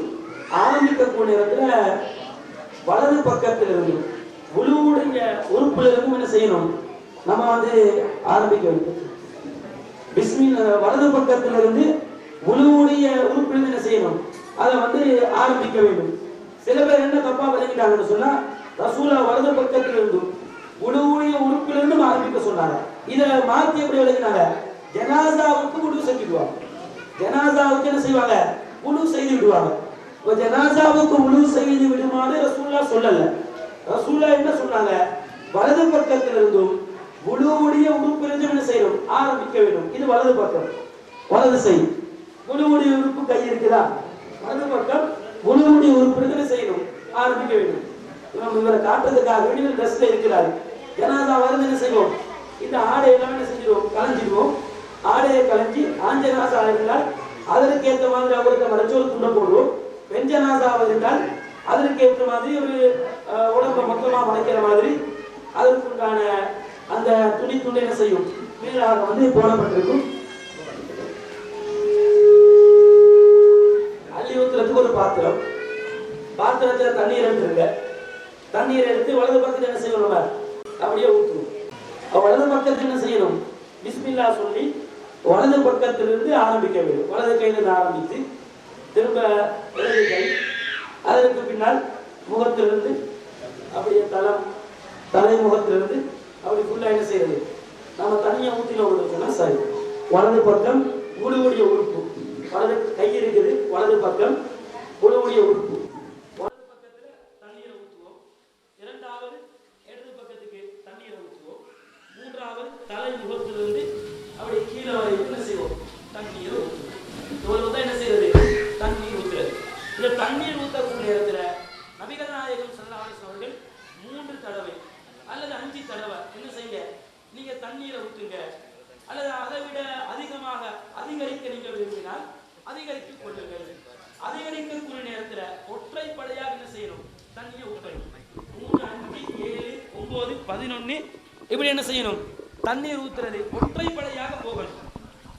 இரட்டைப்படையாக என்ன செய்யக்கூடாது, தண்ணி ஊற்றுறது போகக்கூடாது. 4, 6, 8, 10 இப்படி போகக்கூடாது. நபிகள் நாயகம் என்ன சொல்லி காட்டுறாங்க? ஒற்றைப்படையாக 3, 5, 7, 9, 11 தேவைக்கு ஏற்ற மாதிரி. உங்களுக்கு அதிகமாக ஊற்ற வேண்டும் என்று தேவை ஏற்படுகின்றதா? தேவைக்கு ஏற்ப என்ன செய்யணும்? ஒற்றைப்படையாக தண்ணீர் ஊற்றுவது நீங்கள் என்ன செய்யுங்க? அதிகரித்து கொள்ளுங்கள்.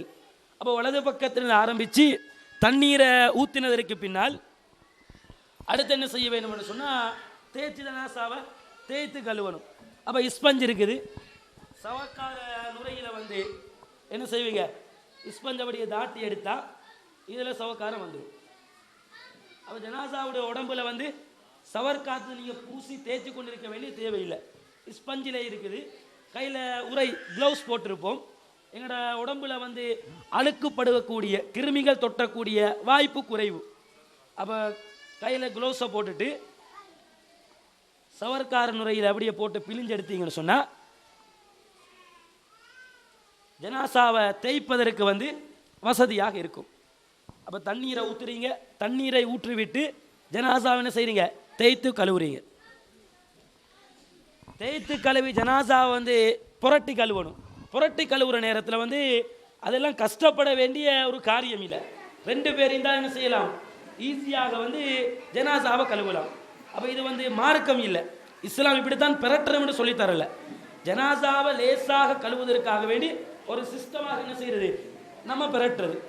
வலது காலை இந்த இடது காலில் போட்டு இந்த கையை இப்படி போட்டு ஜனாசா இப்படி பெறட்டிடும்னு சொன்னால் தானே என்ன செஞ்சிடும்? ஜனாசா பிறண்டுடும். அப்போ இந்த முதுகு என்ன செய்யலாம்? லேசாக தேய்த்து கொள்ளலாம். வலது கையை இந்த பக்கம் இப்படி போடுறீங்க ஜனாசாவுடைய. இவர் ஆடுறாரு, ஜனாசாவை இருந்து என்ன செய்யும்? கல் மாதிரி அப்படி நிற்கும். இடது காலை இப்படி தூக்கி போடுறீங்க, போட்டு இப்படி பெரட்டினீங்கன்னு சொன்னால் ஜனாசா லேசாக பிறண்டுடும். அப்போ இந்த பகுதி, முதுகு பகுதி, கழுத்து பகுதியெல்லாம், இடுப்பு பகுதியெல்லாம் தேய்த்து கழுவுவதற்கு வசதியாக இருக்கும். அதே அடுத்த பக்கம் நீங்கள் பெரட்டுற நேரத்தில் இந்த கை இந்த பக்கம் எடுத்து போட்டிங்கன்னு சொன்னால் இடது காலை வலது காலில் மேலே போட்டு இப்போ பெரட்டிங்கன்னு சொன்னால் ஜனாசாவுடைய இந்த பகுதியை லேசாக தேய்த்து கழுவலாம்.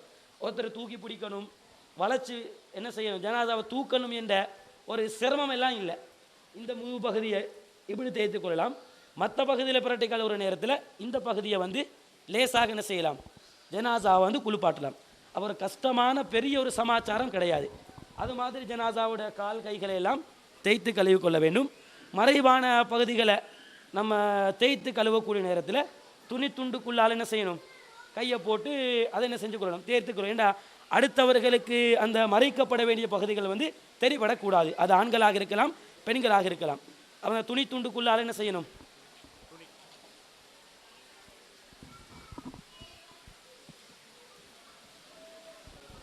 துணி துண்டால் போட்டிருப்போம். துணி துண்டுக்குள்ளால் போட்டு என்ன செஞ்சிடணும்? அதை மறைவான பகுதிகள் அடுத்தவர்களுக்கு தெரியாத விதத்தில் அந்த விஷயத்தை நம்ம செய்து கொள்ள வேண்டும். அப்போ சவுக்காரத்தை போட்டு ஜனாசா சுத்தமாகிறதற்கு நம்ம ஸ்பஞ்சால் தேய்த்து கழுவிருப்போம். அந்த சவுக்கார தண்ணி கழுவுண்டு போவதற்காக வேண்டி திருப்பி என்ன செய்கிறது? தண்ணீரை ஊற்றுவது. ஒற்றைப்படையாக என்ன செய்து கொள்ள வேண்டும்? திரும்ப தண்ணீரை ஊற்றுவது. இறுதியாக தண்ணீர் ஊற்றுற நேரத்தில் கற்பூரம் கலந்த தண்ணீர். நபிகள் நாயகம் ஸல்லல்லாஹு அலைஹி வஸல்லம் அவர்கள் இறுதியாக கற்பூரத்தை என்ன செய்யுங்க? நீங்கள் கலந்து கொள்ளுங்கள் அப்படின்னு சொல்லி காட்டினாங்க. அப்போ இறுதியாக கற்பூரம் கலந்த தண்ணீரை எடுத்து ஜனாசாவுக்கு நம்ம ஊற்றிவிட்டோம் என்று சொன்னால் ஜனாசா குளிப்பாட்டி முடித்து விட்டோம். இவ்வளவு தான் ஜனாசாவை குளிப்பாட்டக்கூடிய அந்த காரியம். அதற்கு பின்னால் ஒரு துணி துண்டு இருக்கும்.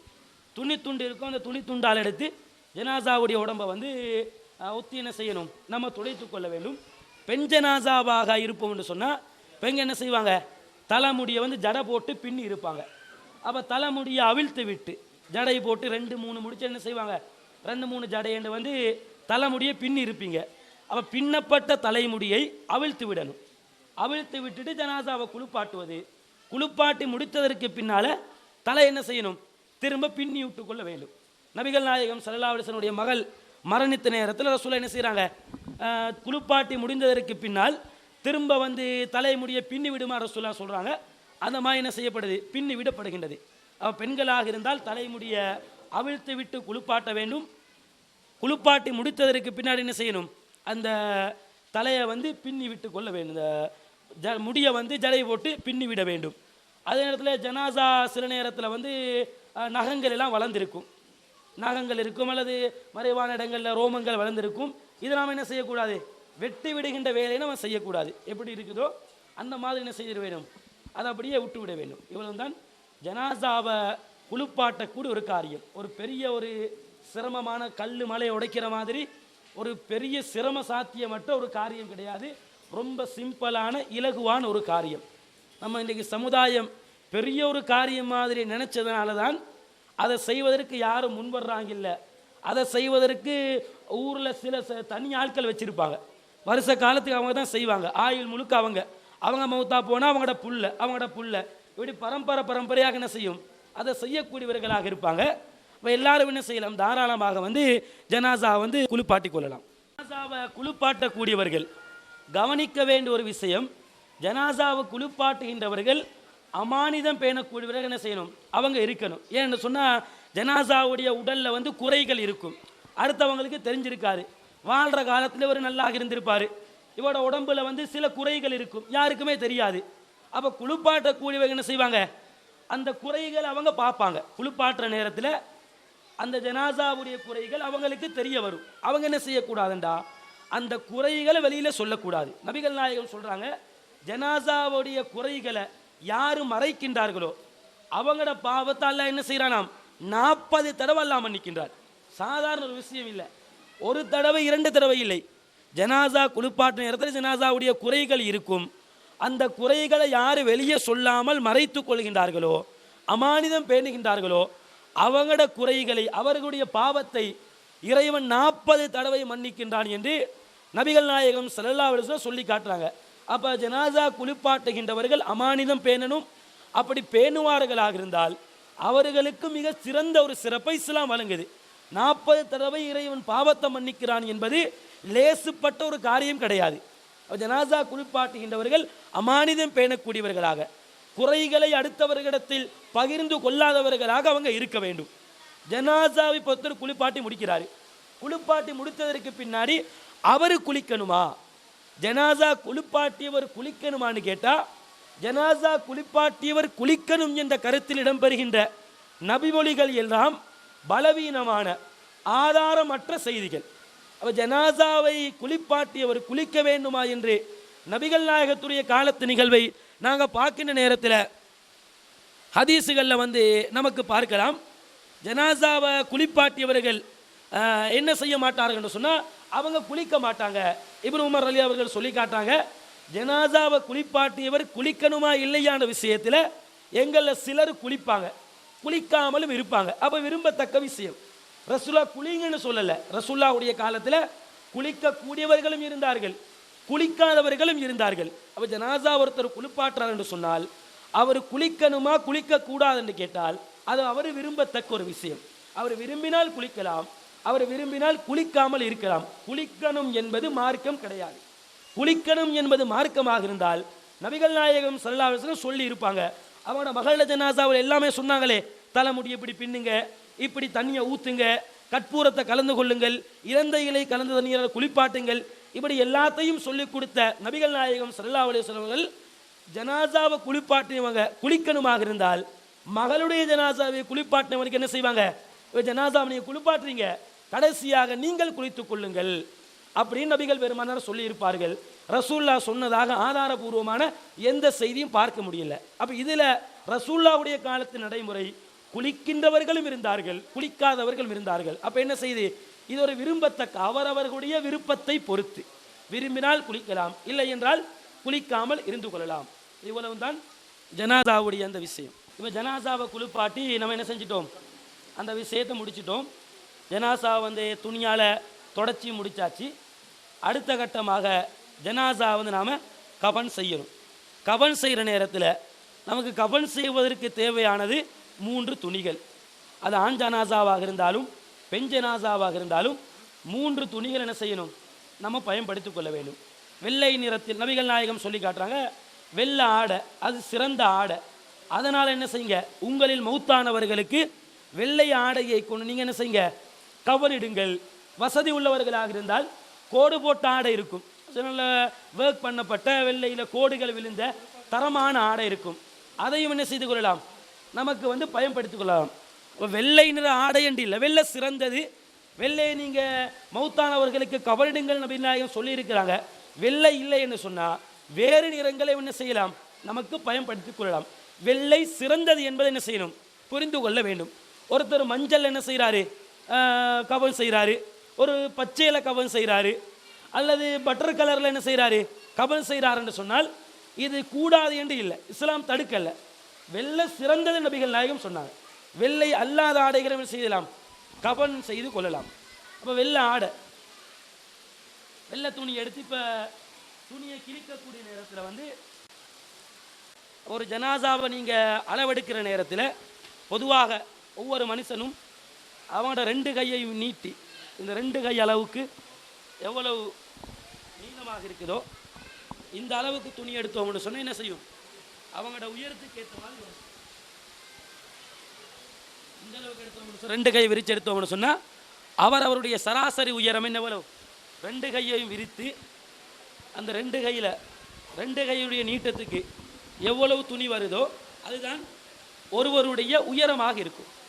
அந்த உயரத்தை நம்ம அளந்து கொண்டு ஜனாசாவுடைய தலைப்பகுதி சுற்றி கட்ட வேண்டியிருக்குது, கால் பகுதி சுற்றி கட்ட வேண்டியிருக்கு.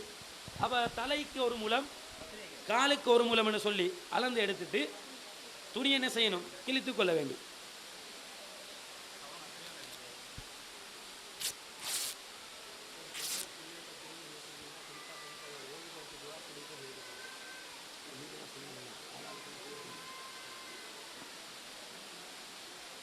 அந்த அடிப்படையில் துணி என்ன செய்யணும், நாம் கிழித்து கொள்ள வேண்டும்.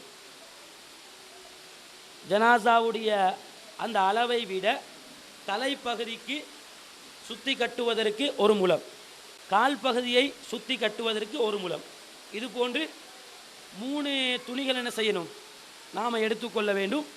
அத்தோடு ஒரு 5 பட்டி என்ன செய்யணும், சின்ன ஒரு பட்டி 5 நீங்கள் பிச்சை எடுத்துக்கோங்க. இந்த மாதிரி ஒரு 5 பட்டி, 5 பட்டி தான் இருக்கணும் என்று ஹதீஸில் இருக்கல்ல. எங்களோட வசதிக்காகவே நாங்கள் என்ன செய்கிறோம், 5 பட்டியை நம்ம எடுத்துக்கொள்வோம். சில நேரத்தில் 5 6 ஆகும், 6 பட்டி 7 ஆகும். வசதிக்கு ஏற்ற மாதிரி என்ன செய்யும், இந்த பட்டியை எடுத்துக்கோ. 5 பட்டி எதுக்குன்னு சொன்னால் ஜனாசாவை கஃன் செய்கிற நேரத்தில் 2 காலும் விலகி இருக்கும். விலகி இருக்கிற நேரத்தில் 2 பெருவலையும் சேர்த்து ஒரு முடிச்சு போட்டோம்னு சொன்னால் கஃன் செய்வதற்கு வசதியாக இருக்கும். 2 காலும் என்ன செய்யும், பக்கத்தில் நெருங்கி வந்துட்டு சொன்னால் சுற்றி கட்டுவதற்கு வசதியாக இருக்கும்.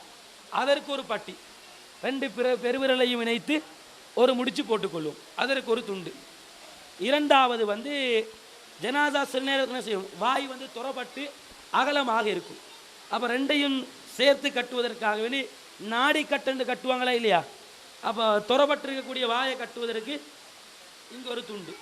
நாடி என்ன செய்வோம், வாய் அகலமாக அசிங்கமாக அலங்கோலமாக இருக்கும், அதற்கு ஒரு துண்டு நாடி கட்ட என்ன செஞ்சிடுவோம், கட்டிடுவோம். அப்போ 2 துண்டு. 3வது துண்டு தலைப்பகுதி என்ன செய்வோம், சுற்றி ஒரு கட்டு கட்டுவோம். அடுத்து கால் பகுதியை ஒரு கட்டு கட்டுவோம் 4.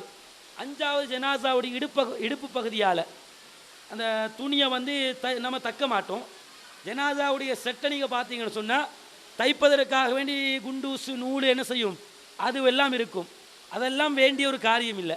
அந்த 3 துணியையும் நீங்கள் சுற்றினீங்கன்னு சொன்னால், டைட்டாக இழுத்து சுற்றினீங்கன்னு சொன்னால் அதுவே போதுமான உண்டு. அப்போ இறுதியாக சுற்றி விட்டு இடுப்பு பகுதி விலகாமல் இருப்பதற்கு இடுப்புக்கு என்ன ஒரு கட்டு. இதுக்கு தான் 5 துணிகள். ஒரு துணி காலை கட்டுவதற்கு வாய் திறந்திருக்கும், அதற்கு ஒரு துணி. 2 தலைப்பகுதியை கட்டுவதற்கு ஒரு துணி, கால் பகுதியை கட்டுவதற்கு ஒரு துணி, 4 துணி. 5வது துணி இடுப்பு பகுதியை கட்டுவதற்கு, இதுக்கு 5 துணி. அப்போ 5 துணி 3 போர்வை, 3 போர்வைகள் 5 துண்டுகள், 5 பட்டிகள் என்ன செய்யணும், இது மாதிரி 5 பட்டி. இவ்வளவு தான் ஜனாசாவை கஃன் செய்வதற்காக வேண்டி தேவையான பொருட்கள். அதில் அடுத்த வேற என்ன இருக்கும், சுருமாயெல்லாம் என்ன செஞ்சுருப்பாங்க, அந்த ஜனாசாவுடைய பெக்கினில் வர நேரத்தில் சுருமாயெல்லாம் இருக்கும். சுருமாயெல்லாம் என்ன இல்லை, அவசியமான ஒரு காரியம் இல்லை. அதே நேரத்தில் வாசனை பொருட்கள் என்ன செய்யலாம், கஃன் செய்ததற்கு பின்னாடி மணப்பதற்காக வேண்டி வாசனையை நமக்கு பயன்படுத்தி கொள்ளலாம். நபிகள் நாயகம் ஸல்லல்லாஹு அலைஹி வஸல்லம் அவர்கள் இஹ்ராமுடைய நிலையில் மரணித்தவர்களுக்கு வாசனையை பயன்படுத்தாதீங்கண்டாங்க, மற்றவங்களுக்கு பயன்படுத்தலாம்னு அர்த்தம். அப்போ ஜனாசாவை கஃன் செஞ்சு நம்ம முடித்ததற்கு பின்னாடி வாசனைக்காக வேண்டி என்ன செய்து கொள்ளணும், நறுமணங்கள் நமக்கு பயன்படுத்திக் கொள்ளலாம். அப்போ ஜனாசாவை கஃன் செய்யணும். கஃன் செய்கிற நேரத்தில்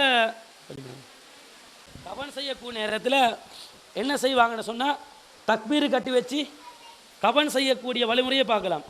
இப்படி தக்பீர் கட்டி வச்சு கஃன் செய்தது இஸ்லாம் வழிகாட்டின ஒரு காரியம் இல்லை. நீங்கள் இப்படி கஃன் செஞ்சீங்கன்னு சொன்னால் அது கஃன் செய்வதற்கு கூட சிரமமாக இருக்கும். கஃன் செஞ்சு சுற்றுற நேரத்தில் கூட என்ன செய்யும், அது சிரமமாக இருக்கும். அப்போ கையை வந்து நம்ம நேர வைப்பது தான் முறை. இஸ்லாம் தக்பீர் கட்டி வைக்கிறோன்னு சொல்லலை. பொதுவாக எல்லா நேரத்திலும் நம்ம இருக்கிறோம், தக்பீர் கட்டிட்டா இருக்கிறோம், தக்பீர் கட்டி இருக்குல்ல, அது தொழுகையில் மட்டும் ஒரு நிலையில் கியாம் என்ற நிலையில் இருக்கிற நேரத்தில் தக்பீர் கட்டி என்ன செய்கிறோம், அந்த நிலையில் இருக்கின்றோம்.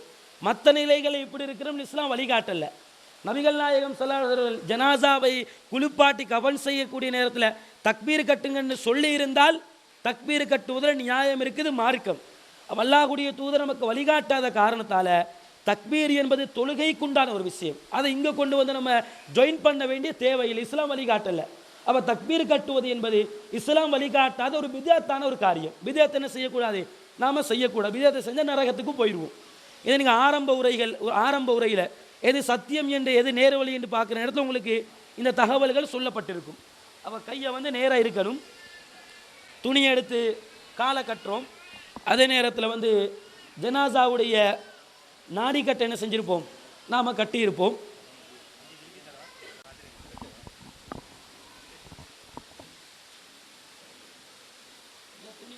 போதல்ல, துணி பத்தல்ல, சின்னதாக இருக்குது. துணி எடுத்து கஃன் செய்கிற நேரத்தில் டைட்டாக இந்த பகுதிக்கு இப்படி என்ன செய்கிறீங்க, இப்படி நல்லா இழுத்து கஃன் செஞ்சு இந்த பகுதிக்கு இப்படி செஞ்சீங்கன்னு சொன்னால் அது விலகாமல் நிற்கும். இந்த மாதிரி 3 துணிகள், இது ஒரு துணி, மற்ற துணியை என்ன செய்கிறீங்க, இது மாதிரி 3 துணிகளை வச்சு 3 முறை என்ன செய்கிறீங்க, ஜனாசாவை சுற்றுறீங்க. பெண் ஜனாசாக்களாக இருந்தால் இந்த துணியை தாண்டி எக்ஸ்ட்ரா உள்ளாடையாக இன்னொரு துணியை நீங்கள் பயன்படுத்த விரும்புவீங்கன்னு சொன்னால் பயன்படுத்திக் கொள்ளலாம். ரசூல்லா தன்னுடைய மகளை குளிப்பாட்டி முடித்ததற்கு பின்னாடி தன்னுடைய வேட்டிய ரசூலா என்ன செய்கிறாங்க, கலட்டி கொடுக்குறாங்க. இதை நீங்கள் உள்ளாடையாக பயன்படுத்தி கொள்ளுங்கள். அப்போ 3 துணியை தாண்டி உள்ளாடைக்கு என்ன செய்யலாம், ஒரு துணியை வந்து பயன்படுத்தி கொள்ளலாம். இது அல்லாமல் ஆண் ஜனாசாண்ட ஜுப்பாண்ட மாதிரி உடுப்பாட்டுவாங்க, பெண் ஜனாசான்னு சொன்னால் சட்டை மாதிரி என்ன செய்வாங்க, தச்சு உடுப்பாட்டுவாங்க. இது வந்து இஸ்லாம் வழிகாட்டல. தலையை மறைப்பதற்கு தலைப்பாக சுற்றுவாங்க. பெண்களுடைய தலையை மறைப்பதற்கு என்ன செய்வாங்க, அதற்கு தனியாக ஹிஜாப் மாதிரி அணிவிப்பாங்க. கைக்கு வந்து கை போடுவாங்க, சட்டை மாதிரி போடுவாங்க. இந்த மாதிரி எதுவும் என்ன செய்யலை, இஸ்லாம் வழிகாட்டல. வெறுமனே 3 துணிகளை வந்து என்ன செய்யணும், நம்ம வந்து சுற்றி கொள்ள வேண்டும். ஒருத்தட்ட 2 துணி இருக்குமாக இருந்தால் 3 துணி வழிகாட்டப்பட்டிருக்குது, வேறு துணியில் 2 தான் இருக்குது, 2 துணியிலும் என்ன செய்து கொள்ளலாம், கஃன் செய்து கொள்ளலாம். இல்லை ஒருத்தட்ட 1 துணி தான் இருக்குது, வேறு துணியே இல்லை, அவ்வளோ ஒரு பஞ்சத்தில் இருக்கிறாரு, கஷ்டமாக இருக்கிறாரு, 1 துணி தான் இருக்கும் என்று சொன்னால் அந்த 1 துணியை கூட என்ன செய்யலாம், அவருக்கு பயன்படுத்திக் கொள்ளலாம். முஸ்அப் இப்னு உமைர் என்ற நபித்தோழர் உஹது போரில் கொலை செய்யப்படுவார். முஸ்அப் இப்னு உமைர் மரணித்த நேரத்தில் அவருடைய ஒரே ஒரு போர்வை தான் இருந்தது. அந்த போர்வை கூட எப்படி இருக்குதுன்னு சொன்னால், தலையை மூடினால் கால் தெரியும், காலை மூடினால் தலை தெரியும். அப்போ நபிகள் நாயகம் என்ன சொல்லி காட்டுறாங்க, நீங்கள் தலையை மறைச்சி கஃன் செய்யுங்க, காலுக்கு இலை குலைகள் புட்களை வச்சு இதுகிரி என்ற புல்லை வச்சு காலம் அடைத்து விடுங்கள் அப்படின்ட்டு ரசூலா என்ன செய்கிறாங்க, வழி காட்டுறாங்க. அப்போ ஒருத்தட்ட 1 துணி இருக்குமாக இருந்தால் 1 துணியில் கஃன் செய்வது. 3 துணி வழிகாட்டப்பட்டிருக்குது, துணியில் 2 தான் இருக்குது, 2ல் கஃன் செய்யலாம். அதே நேரத்தில் இஹ்ராமுடைய நிலையில் மரணித்தவர்கள் ஹஜ்ஜிக்கு போய் இஹ்ராமில் மரணிச்சுப்பாங்களா இல்லையா, அவங்களுக்கு 2 துணி, அவங்களுக்கு 3 துணி கிடையாது. 3க்கு வசதி இருந்தாலும் அவர்களுக்கு எத்தனை துணிகள், 2 துணிகள் தான். 2 துணியில் அவர்கள் கஃன் செய்யப்பட வேண்டும். அவர்களுடைய தலையை மறைக்கக்கூடாது, நறுமணம் பூசக்கூடாது. நபிகள் நாயகம் சொல்றாங்க, மறுமையில் எப்படி வருவார்கள் என்றால் தல்பியா சொன்னவர்களாக. எலும்பி வர்ற நேரத்தில் லப்பைக் அல்லாஹும்ம லப்பைக் என்ற தல்பியா சொல்லுவாங்கல்ல, தல்பியா சொன்னவர்களாக ஹஜ்ஜிக்கு போய் மரணித்தவர்கள் அவங்க எலும்பி வருவார்கள் நபிகள் நாயகம் சொல்றாங்க. அப்போ அவர்களுக்கு 2 துணிகள், ஏனையவர்களை பொறுத்த வரைக்கும் 3 துணிகள். கோடு போட்ட துணியாக இருக்கலாம், வெள்ளை துணியாக இருக்கலாம். வெள்ளை சிறந்தது. வெள்ளை இல்லை என்றால் வேறு துணிகள் என்ன செய்யலாம், பயன்படுத்திக் கொள்ளலாம். தச்ச ஆடை இருக்குமாக இருந்தால் தைத்த ஆடையில் கூட என்ன செய்யலாம், கவன் செய்து கொள்ளலாம். அவங்களுக்கு தேவையான கவனை அவர்களே என்ன செய்யலாம், தயாரித்து கொள்ளலாம். இதில் வந்து இஸ்லாம் என்ன செய்யலை, தடை விதிக்கலை. ஒருத்தர் விரும்புகிறாரு, கவன் செய்கிற நேரத்தில் அவருடைய தன்னுடைய ஒரு ட்ரெஸ் ஆடையை தைத்து ஒரு ஆடையை கொடுக்குறாரு. 3 ஒன்றாக இதை என்ன செய்ய நீங்கள் பயன்படுத்தி கொள்ளுங்கள். அப்போ அவர்களுடைய கவனை அவர்கள் தயாரித்துக் கொள்வதிலையும் முட்கூட்டி தயாரித்து வைத்துக் கொள்வதிலையும் எந்த விதமான தடையும் இல்லை. அதை என்ன செய்து கொள்ளலாம், தாராளமாக செய்து கொள்ளலாம். அப்போ 3 துணி என்பது இஸ்லாம் இறுதியாக சொன்ன அளவுகோல். 3 துணி, 3 என்ன செய்யக்கூடாது, தாண்டக்கூடாது. 3 இல்லை என்று சொன்னால் 1 இருக்குது என்றால் 1 என்ன செய்து கொள்ளலாம், கவன் செய்து கொள்ளலாம். இப்போ கடுமையான பஞ்சம், கவன் செய்வதற்கு துணியே இல்லை அப்படி என்ற ஒரு நிலை இருக்குது. ரெண்டு ஜனாசாவை இணைச்சி ஒரு துணியில் தான் கவன் செய்யணும் அப்படி என்ற ஒரு நிலை இருக்குமாக இருந்தால் என்ன செய்து கொள்ளலாம், ஒரு துணியில் வந்து 2 ஜனாசாக்கள் என்ன செய்யலாம், கவன் செய்து கொள்ளலாம். யுத்த கலங்கள் நபிகள் நாயகம் ஸல்லல்லாஹு அலைஹி வஸல்லம் என்ன செய்கிறாங்க, ஜாபிர் ரலியல்லாஹுடைய வாப்பாவையும் இன்னொரு நபித்தோழரையும் ஒரு துணியில் என்ன செய்கிறாங்க, கவன் செய்து அடக்கம் செய்கிறாங்க. அப்போ இது இன்றைக்கு அந்த மாதிரியான ஒரு பஞ்ச காலம் என்ன இல்லை. பஞ்ச காலமான ஒரு காலம் வந்துன்னு வைங்க, கடுமையான பிரச்சனை, வெளியில் போக முடியாது, துணிக்கு பஞ்சம், வீட்டில் வசதி இல்லை, ஒரு துணியில் 2 பேர் தான் கவன் செய்யணும் அப்படின்ற ஒரு நிலை இருக்குமாக இருந்தால் என்ன செய்து கொள்ளலாம், அந்த அடிப்படையில் வந்து நமக்கு கவன் செய்து கொள்ளலாம். அப்போ இது போன்று நம்ம இந்த மாதிரி நம்ம செய்து விட்டு துணி பத்தலையில் என்ன சொன்னால் இதை சுருக்கி விட்டீங்கன்னு சொல்லுவீங்க, அது டைட்டாக நிற்கும். தலையும் இணைச்சி தலையை மூடி வந்து நம்ம கட்டி விடுவோம். மக்கள் பார்வைக்கு வைக்கிற நேரத்தில் தலையை என்ன செய்யலாம், திறந்து வைத்துக் கொள்ளலாம். பொதுவாக இன்னைக்கு சமூகத்தில் நடைமுறையில் இருக்கக்கூடிய ஒரு காரியம்தான், கபன் செய்ததற்கு பின்னாடி பார்க்கலாமான்னு கேட்டால் பார்க்கலாம், அதில் தடை எதுவும் இல்லை. கபன் செய்ததற்கு பின்னாடியும் ஜனாசாவை பார்க்கலாம். ஆனால் மக்களோட வல்லமையில் நீங்கள் பாருங்கள், கபன் செய்ததற்கு பின்னாடியும் பார்க்க கொடுக்கணும், ஒரு சந்தர்ப்பம் வேணுமென்ற மாதிரி இருப்பாங்க. ஏற்கனவே பார்ப்பாங்க, 1க்கு 2 3 வாட்டி பார்த்துருப்பாங்க. அப்படி பார்த்துருந்தாலும் கவன் செய்ததுக்கு பின்னாடி என்ன செய்வாங்க, ரோட்டை கிளியர் பண்ணுற மாதிரி, டிராஃபிக் போலீஸ் நிற்கிற மாதிரி 2 ரூட்டை, இந்த லைனான வந்து இந்த லைனான போங்க, இந்த மாதிரி என்ன செய்கிறாங்க, கஷ்டம் ஏற்படுத்துகின்ற நிகழ்வுகளை நம்ம பார்க்குறோம். அப்போ கவன் செய்து வைத்ததற்கு பின்னாடி தூரத்துலேருந்து வந்திருக்கிறாங்க, பார்க்காதவங்க இருக்கிறாங்க, பார்க்க விருப்பப்படுறாங்கன்னு சொன்னால் பார்ப்பதில் தடை இல்லை, தாராளமாக பார்த்து கொள்ளலாம். ஆனால் பார்த்து தான் ஆகணும்னு இல்லை. ஏற்கனவே 4 வாட்டி 5 வாட்டி ஜனாசாவை பார்த்துருப்பாங்க, திரும்பவும் என்ன செய்கிறது, திரும்ப பார்க்கணும். அப்போ இல்லாத சிரமங்கள் என்ன செய்யக்கூடாது, ஜனாசாவுக்கோ ஜனாசாவுடைய வீட்டாருக்கோ அங்கே இருக்கக்கூடிய மக்களுக்கோ நம்ம என்ன செய்யக்கூடாது, ஏற்படுத்தி விடக்கூடாது. கவனுக்கு பின்னாடி பார்க்க விரும்பினால் தாராளமாக பார்த்து கொள்ளலாம். ஆனால் பார்த்து தான் ஆகணும் அப்படின்ற ஒரு நிலை என்ன இல்லை, இஸ்லாத்தில் இல்லை. விரும்பினா கேட்டால் திறந்து காட்டுவதில் வந்து தவறு இல்லை. அப்போ பார்த்ததற்கு பின்னாடி தலை என்ன செய்யணும், மூடி நம்ம கட்டிக்கொள்ள வேண்டும். கட்டுவதற்கு முன்னால் ஜனாசாவுடைய மூக்கு காது இந்த இடங்களில் வந்து பஞ்சுகள் என்ன செய்வாங்க, பஞ்சை வச்சு அடைப்பார்கள். இந்த பஞ்சை வைத்து அடைக்கணும் என்று நபிகள் நாயகம் ஸல்லல்லாஹு அலைஹி வஸல்லம் வழிகாட்டல.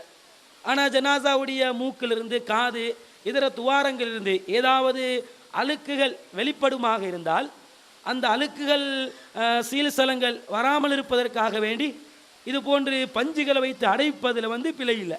ஆனால் இல்லாத நேரத்தில் என்ன செய்ய வேண்டிய தேவையில்லை, நம்ம அந்த பஞ்சுகளை மூக்கு காது இதர பகுதிகளில் வைக்க வேண்டிய ஒரு அவசியம் இல்லை. நறுமணங்களை மனத்துக்காக வேண்டி நமக்கு வந்து பயன்படுத்தி கொள்ளலாம்.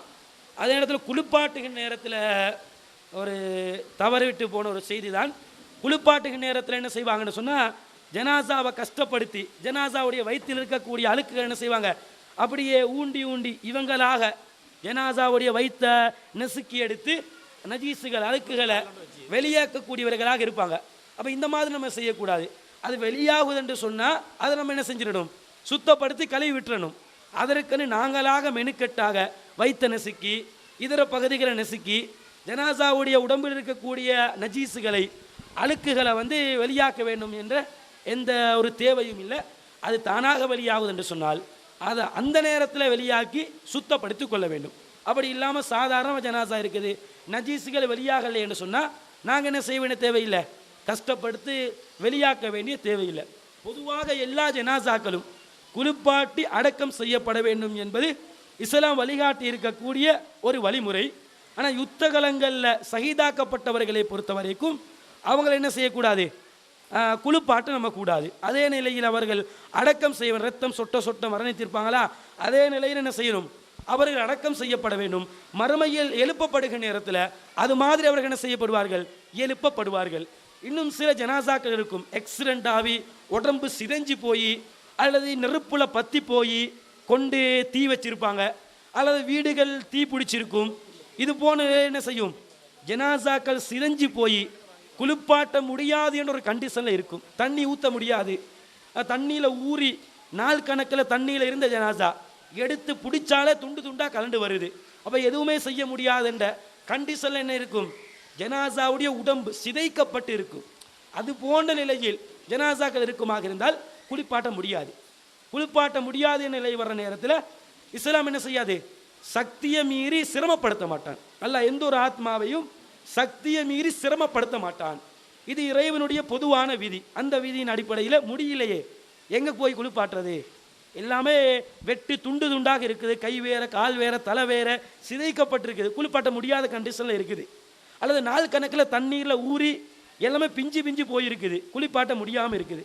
அல்லது தீயில எரிஞ்சு போய் ஒரு அகோரமாக இருக்குது, குளிப்பாட்ட முடியாத கண்டிஷனில் இருக்குது என்று சொன்னால் அதை குளிப்பாட்டாமல் அடக்கம் செய்வதில் என்ன இல்லை, பிழைகளை குளிப்பாட்டாமல் என்ன செய்து கொள்ளலாம், அந்த ஜனாசா அடக்கம் செய்து கொள்ளலாம். அப்போ இவ்வளவு தான் இந்த ஜனாசாவுடைய குளிப்போடும் ஜனாசாவுடைய கபனோடும் சம்பந்தப்பட்ட விஷயமாக இருந்து கொண்டிருக்கிறது. அதே நேரத்தில் ஜனாசாவை குளிப்பாட்டக்கூடிய நேரத்தில் ஏதாவது ஒவ்வொரு உறுப்புகளையும் கழுவக்கூடிய நேரத்தில் துவாக்களை ஓதித்தான் நம்ம கழுவ வேணுமான்னு கேட்டால் அப்படி எதையும் இஸ்லாம் என்ன செய்யலை, நமக்கு வழிகாட்டலை. ஆரம்பத்தில் பிஸ்மில்லா சொல்லி ஆரம்பிக்கணும். எந்த ஒரு காரியத்தையும் துவக்கக்கூடிய நேரத்தில் பிஸ்மில்லா சொல்ல வேண்டும் என்பது இஸ்லாத்துடைய வழிமுறை. அந்த அடிப்படையில் ஜனாசாவுடைய குளிப்பை ஆரம்பிக்கிற நேரத்தில் பிஸ்மில்லா சொல்லி துவக்கணும். இது மாத்திரம்தான் சொல்ல வேண்டும். பிஸ்மில்லாவை விட்டு விட்டு கைக்கு ஒரு துவா, தலைக்கு ஒரு துவா, இடுப்பு தேய்க்கிற நேரத்தில் ஒரு துவா, கவன் செய்கிற நேரத்தில் ஒரு துவா, அப்போ இந்த மாதிரியான துவாக்கள் என்ன இல்லை, ஜனாசாவை குளிப்பாட்டக்கூடிய நேரத்தில் இஸ்லாம் வழிகாட்டல. பிஸ்மில்லா சொல்லி துவக்கி ஒற்றைப்படையில் ஜனாசாவை குளிப்பாட்டி சோப்பால் அல்லது இலந்தை இலையால் தேய்த்து கழுவி இறுதியாக கற்பூரம் கலந்த தண்ணீரால் ஜனாசாவை குளிப்பாட்டி நீங்கள் சொன்னால் குளிப்பு முடிந்துவிடும். அப்போ ஒரு துண்டை எடுத்து ஜனாசாவை துடைத்து கொள்ள வேண்டும்.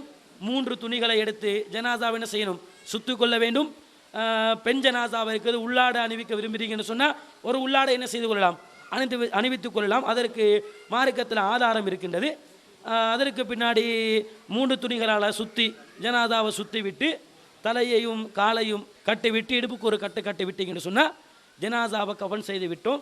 கவன் செய்ததற்கு பின்னாடி அடுத்த கடமை ஜனாசாவை எடுத்துகிட்டு போய் என்ன செய்வாங்க, அடக்கம் செய்வாங்க. இவ்வளவு தான் ஜனாசா இந்த குளிப்பாட்டி கவன் செய்வதோடு சம்பந்தப்பட்ட விஷயம்.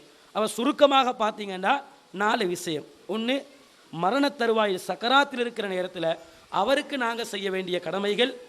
2வது, மௌத்தாகிட்டாரு, குளிப்பாட்டுவதற்கு முன்னால் மௌத்துக்கு பிறர் செய்ய வேண்டிய கடமைகள். 3வது, அந்த மௌத்தை குளிப்பாட்டக்கூடிய அந்த காரியம்.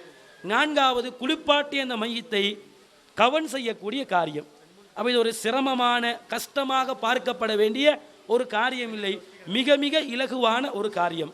இது விஷயத்தில் உங்களுக்கு சில டவுட்டுகள் இருக்கும். அப்படி இருக்கும்னு சொன்னால் அந்த டவுட்டுகளை வேணுமென்னா மறக்காமல் எழுதி வச்சுக்கோங்க. உங்களுக்கு இன்னொரு சந்தர்ப்பத்தை ஏற்படுத்தி தருவதாக நிர்வாகம் ஏற்கனவே உங்களுக்கு சொல்லியிருந்தாங்க. அந்த தனி கேள்வி பதில் நிகழ்ச்சியில் என்ன செய்யுங்க, உங்களுக்கு இருக்கக்கூடிய அனைத்து சந்தேகங்களையும் கேட்டுக்கொள்ளுங்கள்.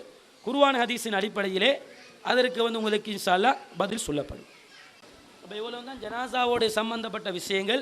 இந்த அடிப்படையில் நாம் என்ன செய்யணும், இந்த ஜனாசாவுடைய கடமைகளை நாம் அமைத்துக் கொள்ள வேண்டும். லேசான ஒரு காரியம். மிக மிக முக்கியமாக ஜனாசாவை குளிப்பாட்டக்கூடியவர்கள், அமானிதம் பேணக்கூடியவர்கள் என்ன செய்யணும், இருக்க வேண்டும். இது அல்லாத இந்த இடத்துல சொல்லாத சில விதத்தான காரியங்கள் உங்களுடைய பகுதிகளில் இருக்கும். ஒவ்வொரு பகுதிக்கு பகுதி ஜனாசாவுடைய குளிப்பு, ஜனாசாவுடைய கஃபன், ஜனாசா மௌத்துக்கு தயாராக இருக்கக்கூடிய நிலை, இது போன்ற நிலையில் இருக்கிற நேரத்தில் பகுதிக்கு பகுதி என்ன செய்யும், அந்த செய்யக்கூடிய வித்யாத்துகள் மார்க்கம் வழிகாட்டாத காரியங்கள் வித்தியாசப்படும். அப்போ அந்த வித்தியாசங்கள் நீங்கள் என்ன செய்யணும். இதுதான் இஸ்லாம் வழிகாட்டி இருக்குது. அடிப்படையை புரிந்து விட்டீர்கள் என்று சொன்னால் இதற்கு மாற்றமான செயல்பாடுகள் பித்அத்துகள், அதை செய்யக்கூடாது என்று நம்ம புரிந்து கொள்ள வேண்டும். அப்போ இஸ்லாம் வழிகாட்டாத செயல்பாடுகளை விட்டும் விலகி எந்த அடிப்படையில் ஜனாசாவுக்கு நம்ம செய்ய வேண்டும் என்று சுருக்கமாக பார்த்தா 4 விஷயம் பார்த்தோம். மௌத்துக்கு முன்னாடி நாம் செய்கிறது, மௌத்தானதுக்கு பின்னாடி செய்கிறது, குளிப்பாட்டக்கூடிய நேரத்தில் ஜனாசாவுடைய உடலுக்கு செய்வது, 4வது கபனிடுவது. இந்த 4 விஷயம்தான் ஜனாசாவோடு சம்பந்தப்பட்ட விஷயங்கள். இதை இஸ்லாம் எப்படி வழிகாட்டி இருக்கின்றதோ அந்த அடிப்படையில் செய்து நபி வழியிலே ஜனாசாவை குளிப்பாட்டி கபன் செய்து அடக்கம் செய்யக்கூடிய காரியத்தை நம்ம செய்து கொள்ள வேண்டும். ஜனாசா அடக்கம் செய்ததற்கு பின்னாடி இன்னும் பிதத்தான காரியங்கள் இருக்கும். அந்த பிதத்தான காரியங்களை விட்டு நம்ம தவிர்த்து ஜனாசாவுக்கு என்னென்ன விஷயங்கள் இஸ்லாம் செய்ய வேண்டும் என்று நமக்கு சொன்னார்களோ, ஜனாசா மௌத்தா போயிருக்குது, அவர் கடன்களை விட்டு போயிருப்பார், கடனை அடைப்பது, நோன்புகளை விட்டுட்டு போயிருப்பாங்க, பிள்ளைகள் அந்த நோன்புகளை பிடிப்பது, அதே நேரத்தில் அந்த ஜனாசா என்ன செஞ்சிருக்கும், ஹஜ்ஜி கடமையான நிலையில் மௌத்தா போயிருக்கும், அந்த கடமையான ஹஜ்ஜிகளை செய்வது, அவர்களுடைய மறுமைக்கு நிரந்தர நன்மை சேரக்கூடிய விதத்திலே பிள்ளைகள் நிரந்தர தர்மங்களை ஏற்படுத்தி கொடுப்பது, இவ்வளவு தான் இஸ்லாம் சொல்லி காட்டியிருக்கக்கூடிய காரியங்கள். அப்போ இவற்றதை நம்ம செய்யணுமே தவிர இஸ்லாம் வழிகாட்டாத கத்தம், ஃபாத்திஹா, யாசீன் இதர காரியங்கள் என்ன செய்யக்கூடாது, நம்ம செய்யக்கூடாது. இந்த அடிப்படை என்ன செய்யணும், ஜனாசாவுடைய கடமைகளை நாம் அமைத்துக் கொள்வோம்.